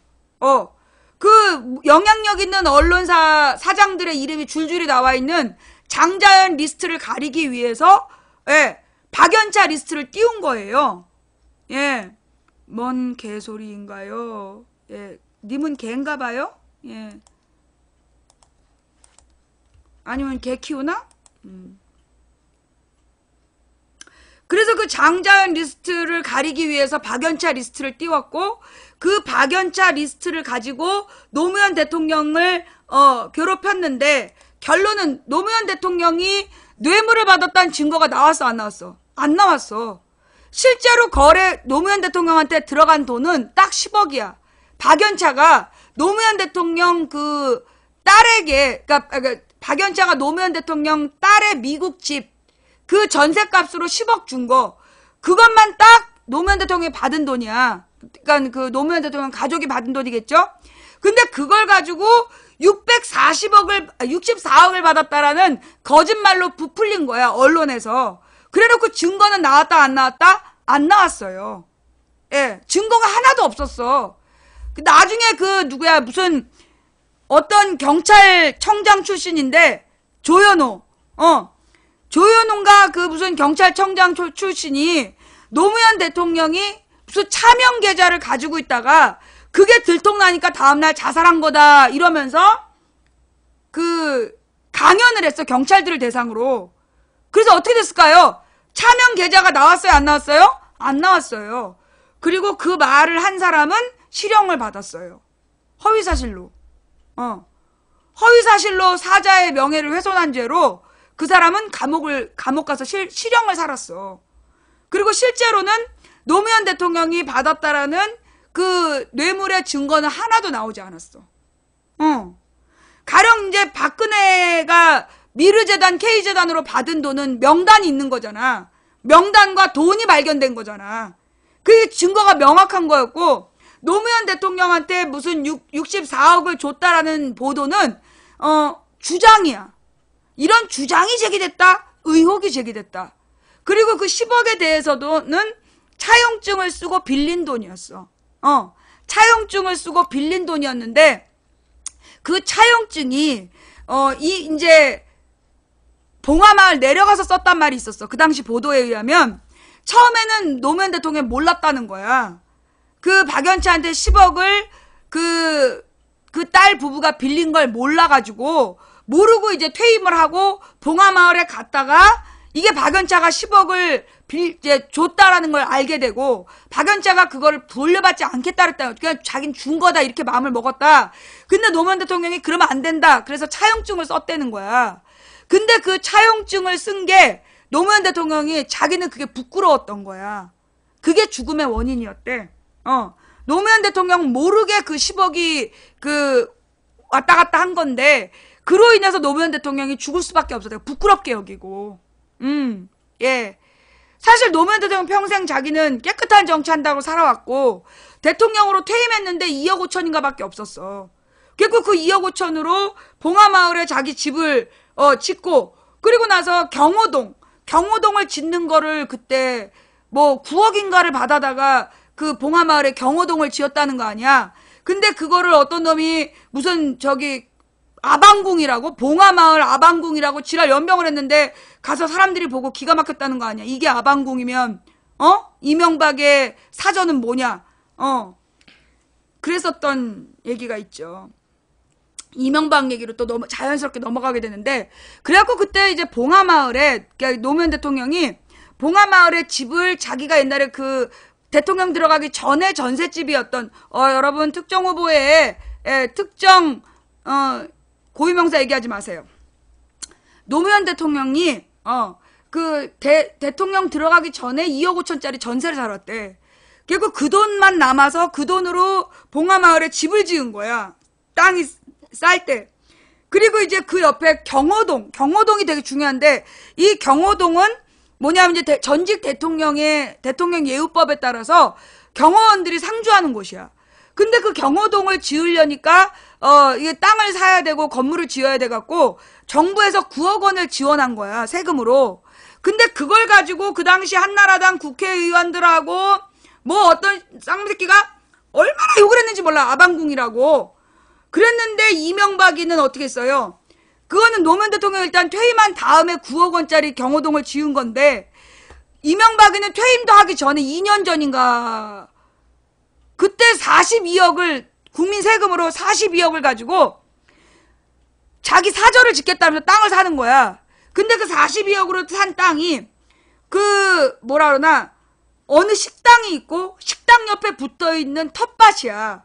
근데 이 식당이 집으로 이제 건물이 있었기 때문에 이 땅값이 비싸고 이 텃밭은 되게 쌌던 거야. 근데 그걸 뭉태기로 42억을 주고 샀는데, 그 중에 자기네 아들의 돈, 이제 그 이명박 개인 돈이 들어가. 이명박 아들 돈이 그게 뭐 6억인가가 들어갔어. 그랬는데 그때 이 땅을 살 때 출처를 애매하게 한 거야. 소유권을 애매하게 한 거야. 그 나중에 이제 이게 문제가 되니까 이 땅을 팔았어. 팔았는데 이 땅을 똑같이 나눠준 거야. 그래갖고 그 아들은 6억을 가지고 22억인가를 벌어. 차익으로. 결국 국민 세금으로 땅 투겠다는 꼴이야. 그게 이명박 사저 사건이야. 그래서 그것도 특검을 했는데 그 당시에 특검이 제대로 안 했죠. 그걸 명백히 밝혀지질 않았어. 아무도 기소하지 않았고. 그리고 이제 나중에 그 6억이 어디서 나온 거냐? 그러니까 이제 뭐 그거를 이명박 형이 뭐 장롱 속에 보관해왔던 돈이고 어쩌고 그랬는데 그 돈의 출처도 문제가 됐고, 그래갖고 그게 여러 가지 불법이 있었던 게 이명박 사저 사건인데, 그 42억에 대해서는 그 한나라당 의원들이 입 꼭 다물었다는 거야. 노무현의 9억짜리 경호동에 대해서는 아방궁이라고 지랄을 연병을 했던 애들이, 그 이명박의 42억에 대해서는 침묵했던 사건. 탈세 및 증여. 예. 그리고 참 그 BBK 사건 누가 엊그저께 물어보던데, 이 BBK 사건이 뭐냐면 1990년대 말에서 2000년대 초에 이런 투자 자문 회사들을 막 만드는 붐이 있었대. 그때 김경준이가 BBK라는 회사의 그 대표였다는 거지.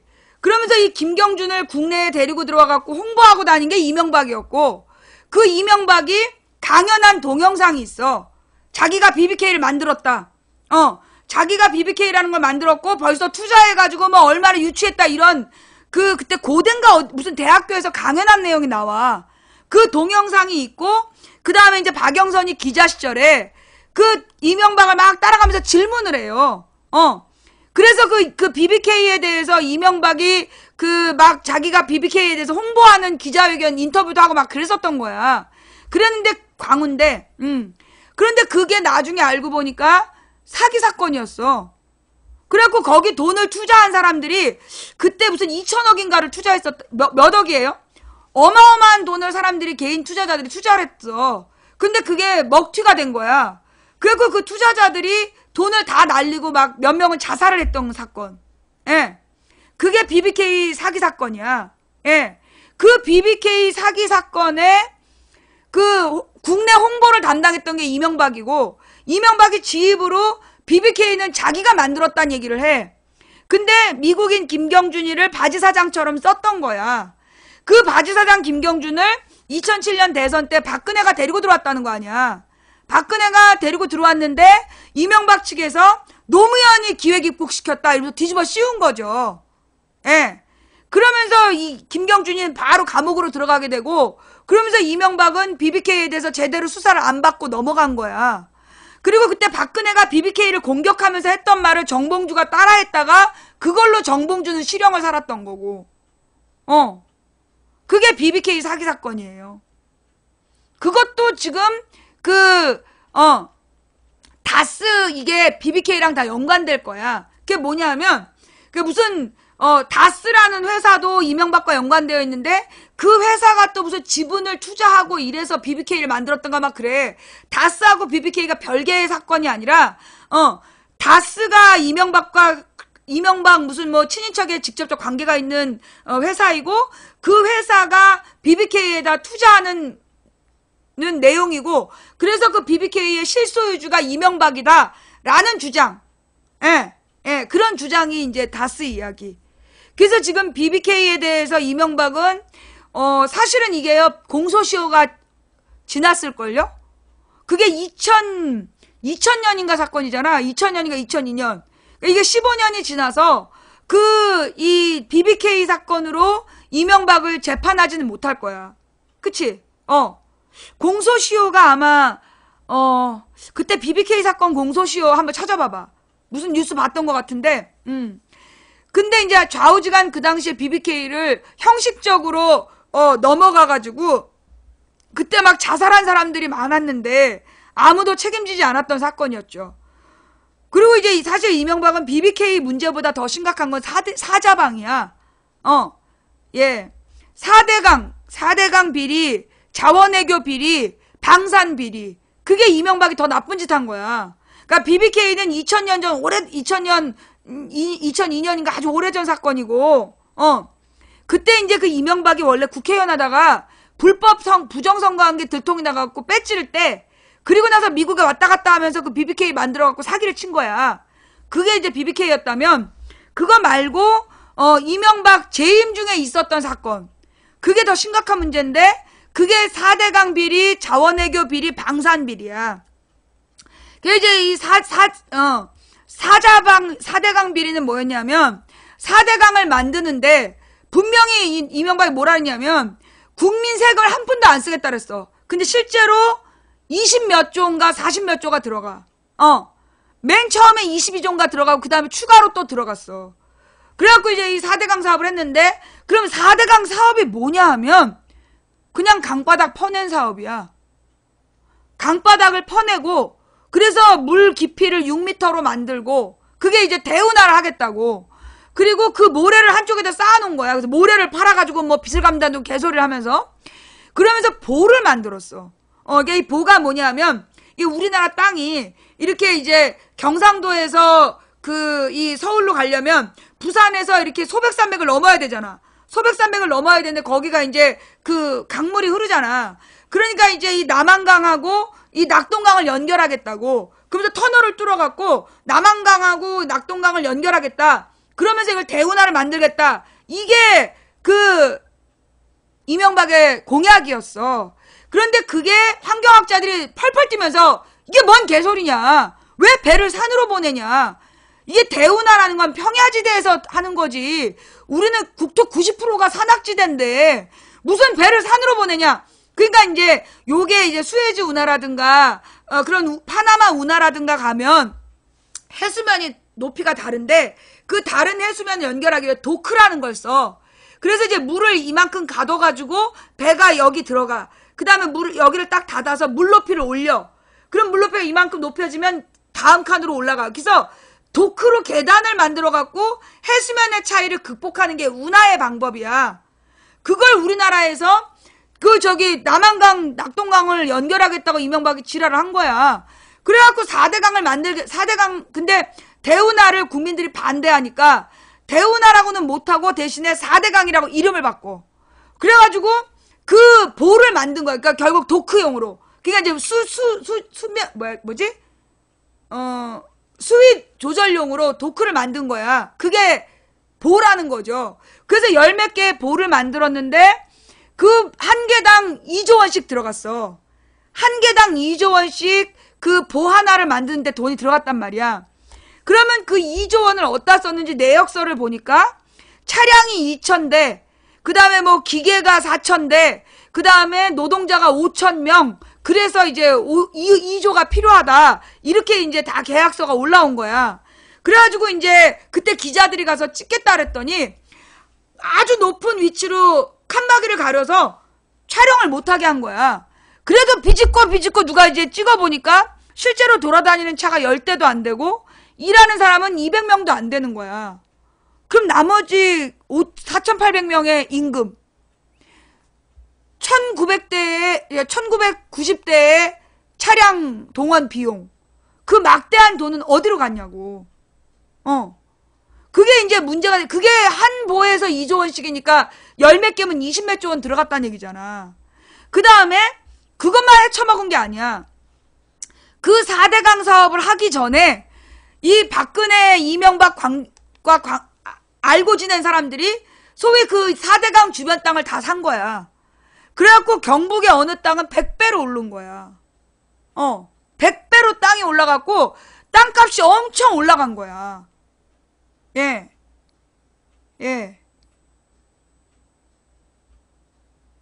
그것도 이제 그게 4대강 비리. 근데 문제는 뭐냐면 4대강을 자기가 작업을 해가지고 물을 맑게 하겠다. 4대강 강물을 뭐 이렇게 깨끗하게 정화하겠다 그래서 4대강 정화 사업이야. 근데 실제로 어떻게 됐어요?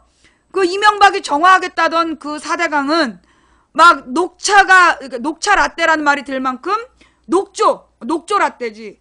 녹조가 너무 심하고 물이 썩어 들어가고 큰빛 이끼벌레, 그죠? 큰빛 이끼벌레 막 이런 괴물체가 자라나는 죽은 강이 된 거야.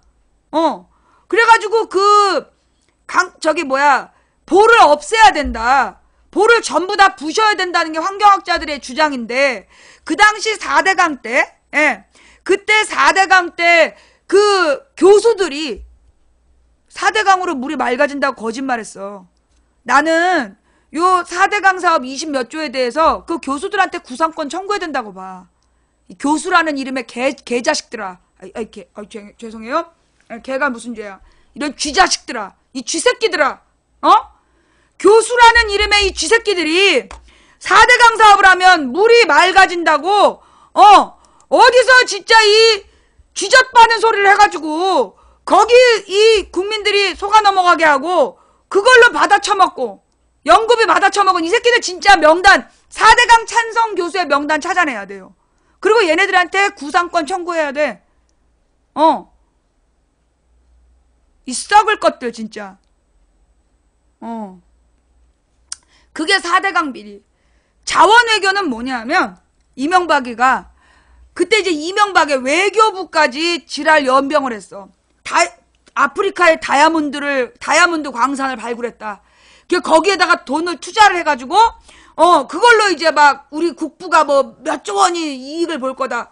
그래갖고 그 아프리카 다이아몬드 회사에 투자 회사를 만들고 그 투자 회사로 사람들한테 막 투자하라고 그런 거야. 그게 뻥이었어. 실제로 한 푼도 이익을 내지 못하는, 근데 그 다이아몬드 발굴 회사에 돈 투자하라고 그래갖고 돈 또 먹튀한 거야. 그게 자원외교. 그러니까 그 자원외교라는 말로, 자원 외교라는 말로 자원을 확보했다고. 그러면서 거기에 펀딩을 하라고 지랄한 거야. 주식 투자하라고. 근데 나중에 알고 보니까 이명박의 자원으로 투자된 돈이 10몇 조 원이 투자됐어. 근데 다 거의 날렸어. 한 푼도 제대로 회수된 게 없어. 원래 10몇 조 원을 투자해서 뭐 몇십 조 원을 벌어들이겠다가 뻥을 깠는데 그 돈이 다 날린 돈이야. 예. 그게 그 자원 외교 비리. 그때 외교부가 나서가지고 공식적으로 공인해줬어. 이명박 정부의 외교부가. 그래서 그거 믿고 또 이 개미 투자자들이 그 회사에다가 또 막 주식을 사면서 투자했잖아. 다 날린 거야. 그 다음에 이제 방산비리. 방산비리는 뭐냐 하면 방위산업비리. 이명박이 왜 우리가 해외 무기를 사냐. 그러면서 우리 손으로 우리 무기를 만들자. 이러면서 이제 막 함전도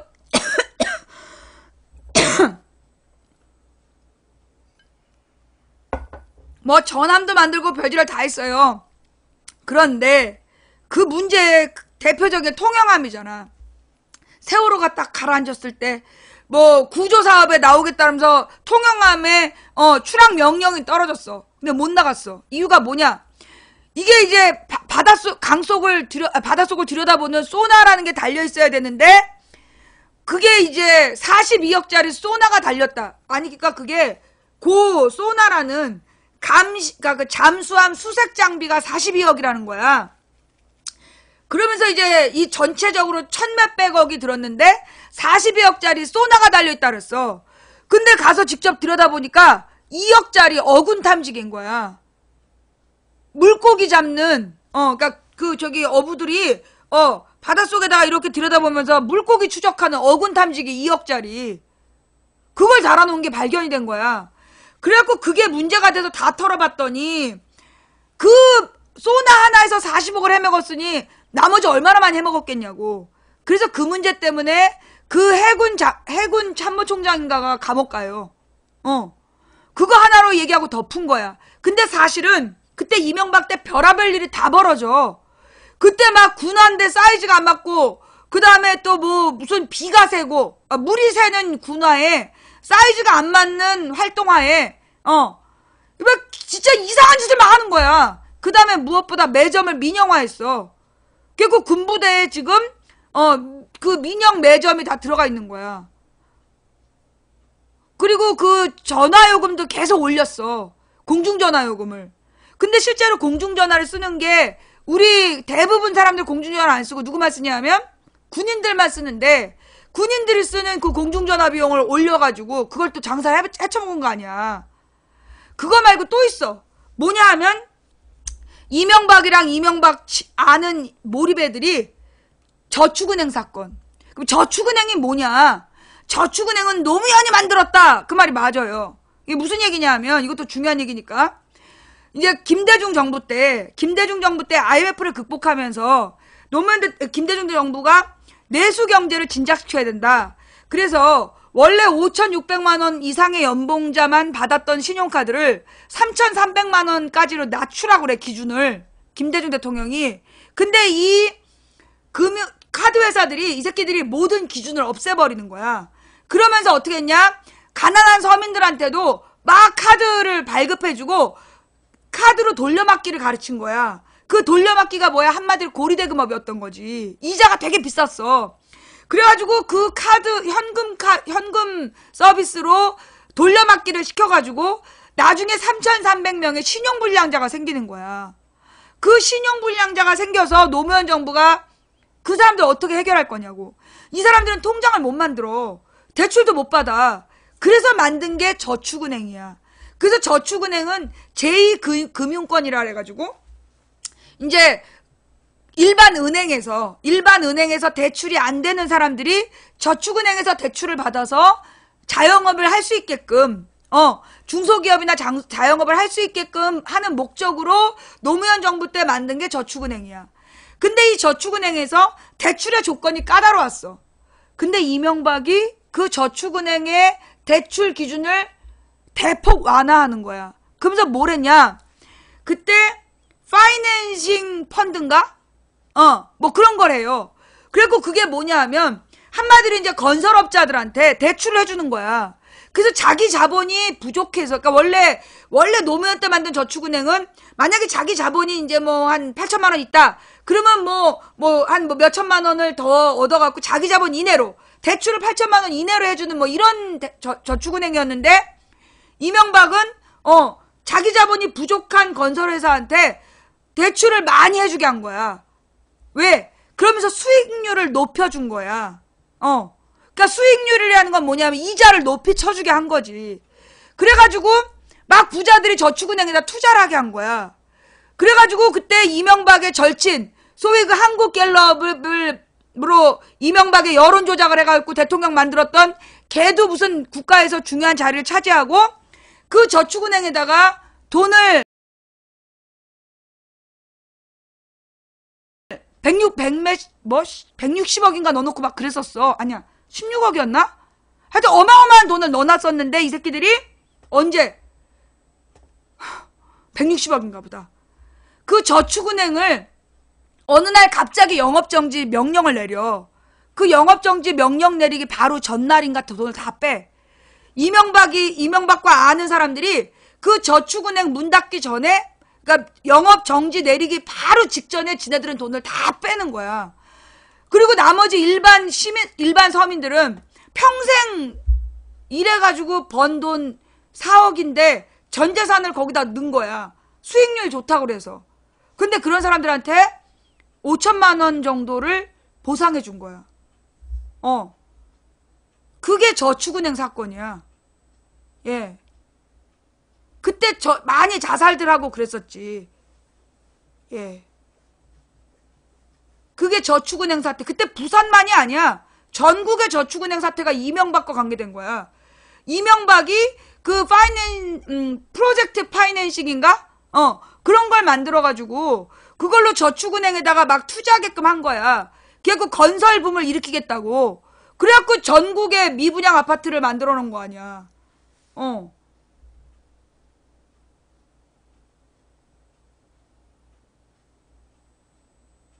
그게 이명박의 죄야. 그 다음에 그 조이팔인가 걔는 대구 경북 지역에서 헤쳐먹은 놈이지? 대구 경북 지역에서 헤쳐먹은 놈인데 걔가 저기잖아. 중국으로 도피하도록 경찰이 그냥 방치했다. 뭐 그런 얘기 아니에요. 그리고 죽었다라고 얘기했는데 살아있는 걸 봤다는 사람들도 있고. 그러니까 하여튼 이명박 때 온 나라가 정말 탐관오리와 부정부패가 그냥 하늘을 찔렀던 게 이명박 시대였어. 그러니까 이명박이 먹튀한 거지. 그래서 이명박 정권이 끝나자마자 이명박을 심판해야 된다. 그런데 이명박이 막판에 지가 민주세력에게 정권 뺏기면 안 되겠다 싶으니까 박근혜를 돕는 이 정부 부처, 보훈처, 뭐 국방부, 국정원을 동원해서 박근혜를 위한 댓글 부대를 운영한 거야. 박근혜를 위한 댓글 부대를 운영해가지고 그 당시에 박근혜를 당선시키잖아. 그럼 이제 박근혜가 이런 유명한 말을 했어. 그러면 내가 댓글 부대 때문에 댓글 부대에 댓글로 당선됐단 얘기냐? 그러면 내가 댓글 부대에 댓글로 당선됐단 얘기입니까? 아니, 너는 국정원 여직원이 댓글을 달았다는 증거도 없는 걸로 나왔지만 그 거짓말로 된 거지. 국정원 댓글 보고 너를 찍은 게 아니라 너가 국정원 댓글은 없었다라고 뻥을 깐 거 아니야. 그러면서 문재인이 거짓말했다고. 문재인 캠프에서 거짓말했다고 너가 거짓말을 해갖고 당선된 거였지. 예.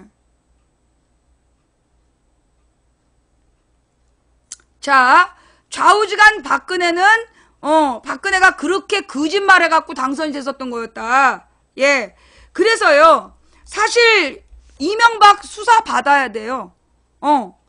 그 사자방 비리, 프로젝트 파이낸싱, 그 다음에 이 국정원 댓글 부대 운영, 그 다음에 국정원에 청년 우구나 막 이러면서 개질했던 거, 이 국민들을 이간질 시켰던 거, 이 모든 거에 대해서 이명박을 빨리 첫 법의 심판을 받게 해야 돼. 그러니까 이제 그러니까 이명박이 자기를 고소할까봐 지금 또 뒤에서 움직이고 있다는 거야. 작년 8월 달에 이명박이 이번 대통령은 자기가 만들겠다 그랬잖아. 그리고 나서 지금도 이명박의 아바타를 후보로 만들려고 온갖 언론을 동원해서 특정 후보를 띄우고 있는 거죠.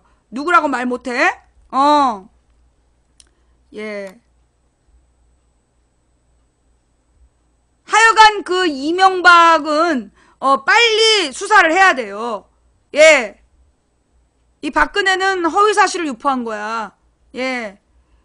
그 당시에 여러분 이제 물타기에 대한 이야기. 나는 감옥에서 박근혜의 그 말이 거짓말이고 이거는 명백히 선거법 위반이고 그래서 그 국정원 여직원의 댓글이 없었다라는 말로 예. 댓글 후보의 그러니까 그 댓글 사건에 국정원 여직원이 댓글을 달지 않았다. 그 말 근거가 없는 말이었잖아. 그러면 그 말을 물고 늘어졌어야 돼. 그런데 대선 끝나자마자 뭐 했어요? 개표 부정 얘기했죠. 개표가 부정이 있었다. 그러면서 개표 부정 얘기를 한 달 동안 떠들었더라고. 내가 나와서 다 검색해보니까 딱 1월 19일까지만 개표 부정 얘기를 떠들었어. 왜? 대통령 선거는 한 달 이내만 문제 제기할 수 있어. 부정선거에 대해서. 그래서 일부러 이 국정원 댓글 부대가 그 부정 개표가 있었다. 개표 부정이 있었다는 개소리를 막 퍼뜨린 거야. 그래서 댓글 부대에 대한 박근혜의 명백한 증거 있는 허위사실. 그거 허위사실로 후보를 비방하면 당선 무효야. 그런데 박근혜의 그 허위사실로 인한 후보 비방을 완전히 카바치고 쉴드 쳐준 게 그게 개표 부정 사건이에요. 개표 부정의 증거가 있어 없어? 없어. 개표 부정 증거가 없어. 그러면 그 개표 부정 얘기는 누가 하는 거냐? 항상 국정원의 어떤 잘못이 드러나면 그때 개표 부정 얘기를 해. 그래서 국정원에서 간첩 증거 조작했다. 그런 얘기 나오면 개표 부정 막 얘기를 하고. 뭐 이 국정원의 잘못이 증거로 드러나 국정원에서 경찰 후보 사고 쳤다. 그러면 개표 부정 애들이 나오고. 언제나 국정원의 증거 뭔가 잘못의 증거가 나오면 꼭 개표 부정론자들이 나와서 떠드는 거야. 그리고 얘네들의 주장은 뭐냐면 선거하면 뭐하냐? 투표를 못 믿겠는데 그 얘기를 하는 거야. 아마 슬슬 나올 때가 됐어 얘네들이. 개표 부정론자들이 언제나 선거 때 나타나. 평상시에는 국정원 비리 있을 때 아니면 움직이지도 않아. 그러다가 이제 선거 때 나타나서 투표하지 말라고. 사전 투표하지 말라고. 그리고 떠들고 다녀. 아주 이제 얘네들은 진짜 얘네들의 조직이 나는 국정원하고 연관되어 있다고 봐. 예. 투표 무용론, 투표하면 뭐하냐. 그러면서 개표소에서 투표해야 된다 이런 주장을 해요. 다른 나라들은 다 개표소에서 투표한다고. 투표소에서 개표한다고. 아니 그 말이 얼마나 말이 안 되는 거냐 하면 지금 개표 부정론자들은 현재 개표 시스템에 부정이 있다는 거잖아. 그지? 그러면 이 여러 개의 투표소에서 하나의 투표소로 옮겨가지고 거기서 개표를 하는데 그때 참관인들이 다 보는 거야. 그런데도 거기서 개표 부정이 있었다는 거 아니야. 이 기계로 조작을 한다는 거 아니야. 컴퓨터로. 자, 개표 부정론자들의 주장이 결정적으로 모순인 이유는 첫째, 노트북으로 조작한다는 거잖아. 그죠? 개표 부정론자들의 주장은 노트북으로 조작한다는 거야. 개표장에서 노트북으로 조작한다. 맞습니까? 그죠? 그 다음에 그래서 수개표를 해야 된다. 그리고 투표소에서 개표해야 된다는 거야. 그러면 자 그러면 이 투표소에서 개표할 때는 일단 기본적으로 참관인들이 다 보고 있는 상황에서 개표를 하는데 거기서 부정이 있다는 얘기잖아. 그런데 투표소가 얼마나 많냐 하면 한 개 동에 7개 정도가 돼요. 그러니까는 우리 도봉구로 따지면 도봉구엔 15개 동이 돼요. 15개 동에 한 동당 7개씩 투표소가 있어요. 그러면 한 동당 7개씩 투표소가 있고 15개면 70개에다가 35, 105개 투표소야. 105개 투표소인데 그 105개 투표소에 참관인들을 다 보낼 수 있냐고. 지금 전부 다 모아가지고 하는 개표장에서도 부정이 있다고 주장하면서 투표소에서 개표하자는 주장은 그때 그 부정은 어떻게 할 거냐고. 그 105개 다 참관인 보낼 수 있냐고. 또 웃긴 거, 가장 유명한 부정선거 사건이 뭐야? 이승만의 3.15 부정사건이야. 그거 수개표했어. 수개표하면 부정선거 안 생긴다고 누구 주장이냐고. 어디서 이런 개소리야. 그 다음에 노트북으로 표를 조작했다. 노트북으로 표를 조작한 증거가 있어 없어? 없어요. 맨 처음에 이거 고소한 놈이 무슨 엑셀 파일에 저장 시간이 투표 전날에 완성됐다. 그걸로 시비 걸었던 거야. 나중에 알고 보니까 그게 엑셀 파일을 만든 거야. 만든 날짜야. 뭐냐? 다음 날에 투표 결과를 입력하기 위해서 칸 쳐둔 날짜야. 그걸 가지고 개표부장이라고 주장했던 거라니까? 지금도 돌아다니면서 지랄한데. 그래서 그 개표부정론자들이 지난 5년 동안 부정선거 찾아낸 거 있냐고. 없어. 개표부정 찾아낸 게 없다니까?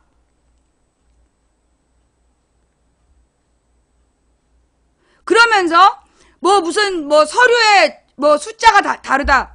그런 건 언제나 있어 왔어. 근데 그런 작은 숫자 오류 때문에 선거를 뒤집을 수 없어요. 예. 이게 이 선거라는 건 만약에 어떤 한 사람이 부정선거를 했어. 분명히. 그게 증거가 나왔어. 그런데 어떤 이 지역의 선거가 한 사람 때문에 당락이 바뀌면 이 선거 무효야. 근데, 예. 그런데 만약에 10명의 부정선거가 발견됐어. 10명의 이상, 10개, 가령 이제 투표소에서 그 사인한 인원은 100명이야. 그런데 투표하면서 나온 게 110장이야. 그러면 10장이 부정선거잖아. 그죠? 그러면 이 투표함이 다 무효일 것 같지? 아니야. 그 투표함을 열은 결과, 그 당락의 표 차이가 10표 이상이면 이 투표함은 인정해버려요. 예. 이 투표함은 인정해. 그게 선거법이야.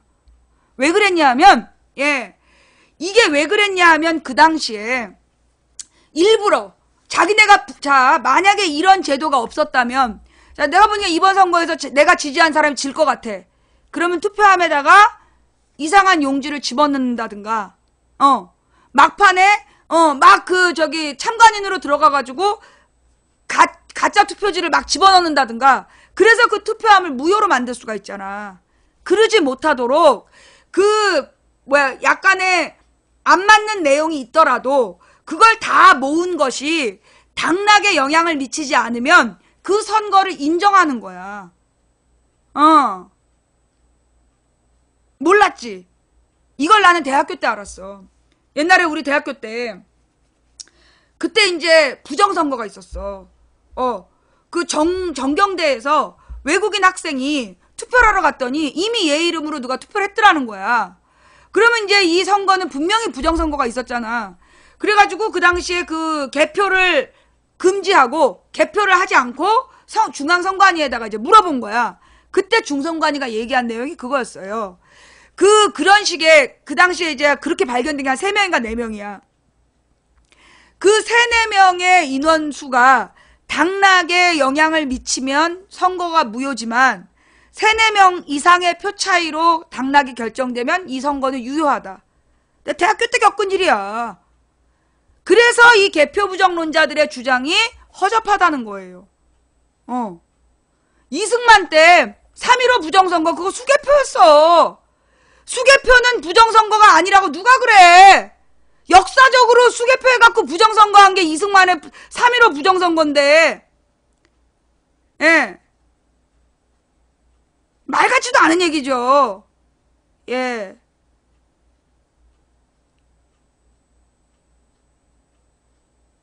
찾아낸 부정선거가 없다고 했는데 찾아내도 정치권에서 막아내는 거 아닐까요? 님, 그런 생각을 하면, 그 집 밖에는 어떻게 나가? 정치권에서 숨겼다라는 증거 없이 그런 생각을 하는 거, 그런 걸 보고 음모론이라고 그러는 거야. 우리는 모든 의심을 증거를 바탕으로 해야 되는 거예요. 객관적인 증거를 가지고 그걸 가지고 우리가 의심을 하는 거지. 아무런 증거도 없이 이런 거 아닐까요? 넌 블랙이야. 쓸데없는 얘기해서 블랙이야. 우리는 언제나 문제 제기를 할 때, 우리가 언제나 문제 제기를 할 때 반드시 가져야 될 자세가 뭐냐면 객관적인 증거를 가지고 해야 돼요. 자, 나는 손석희 뉴스에서 타블렛이 나오기 전 망치부인 뉴욕 찾아봐봐.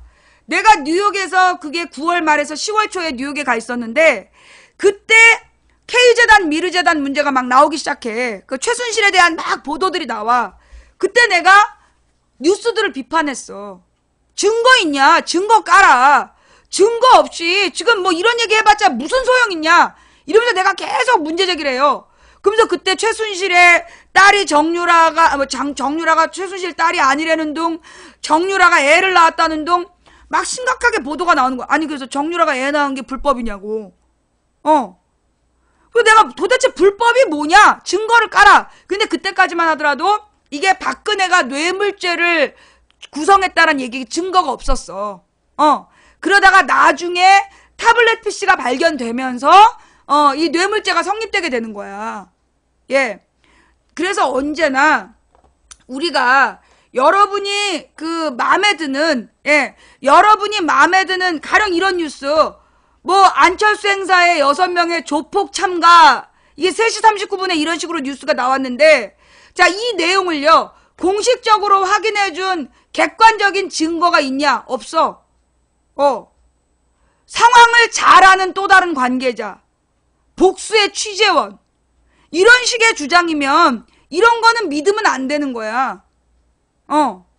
분명한 증거가 있어야 돼. 이 사진에 나온 누구누구가 조폭 A다. 얘는 형사사건으로 뭐 폭력전과 몇 범이다. 그렇게 얘기할 거 아니면 이거는 증거 없는 거야. 그러면서 중요한 건 뭐냐면요, 이런 이 조폭으로 논조를 몰아가고 있잖아. 사실 이 기사가 나오기 몇 시간 전에 원래 이 뉴스의 본질은 뭐였냐면 그 불법 동원했다는 내용이었어. 그 현장 투표소에 렌트카를 이용해서, 원래 아침에 기자회견 내용이 그거였다니까. 렌트카를 이용해서 불법 동원한 혐의로 선거관리위원회가 이 당 관계자들을 고발했다. 그게 아침 뉴스의 키워드야. 근데 이 기사에 그 얘기 나와 안 나와? 지금 노컷 뉴스에서 지금 조폭으로 보도를 했는데 내가 그래서 노컷 뉴스를 100% 믿지 않는 거야. 이 기사에는요, 봐봐. 여기에는 소위 아침에 나온 조폭이란 단어가 나왔던 첫 번째 기사에는요, 렌트카를 이용해서 그 현장 투표소에 불법 동원했다. 그 부분에 대해서 진상규명을 요구하는 인터뷰였다니까. 기자회견이었다니까. 근데 그 내용은 싹 없어. 그러면서 동그라미파 소속 조직원 얘기로 넘어가는 거야.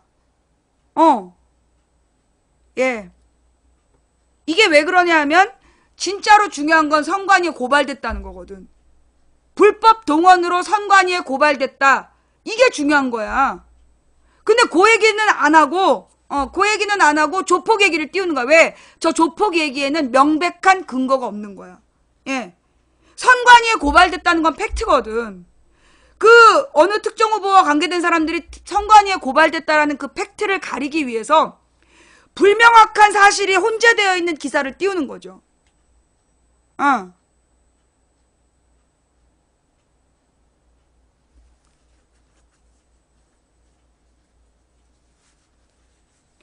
자, 그 다음, 뭐, 이렇게 얘기하면, 망치 부인은 문바 아니냐? 내가 분명히 얘기하는데 나는 비문이다. 나는 내가 문재인 대통령 되면 안 된다고 여러 번 얘기했던 사람이야. 기억하지?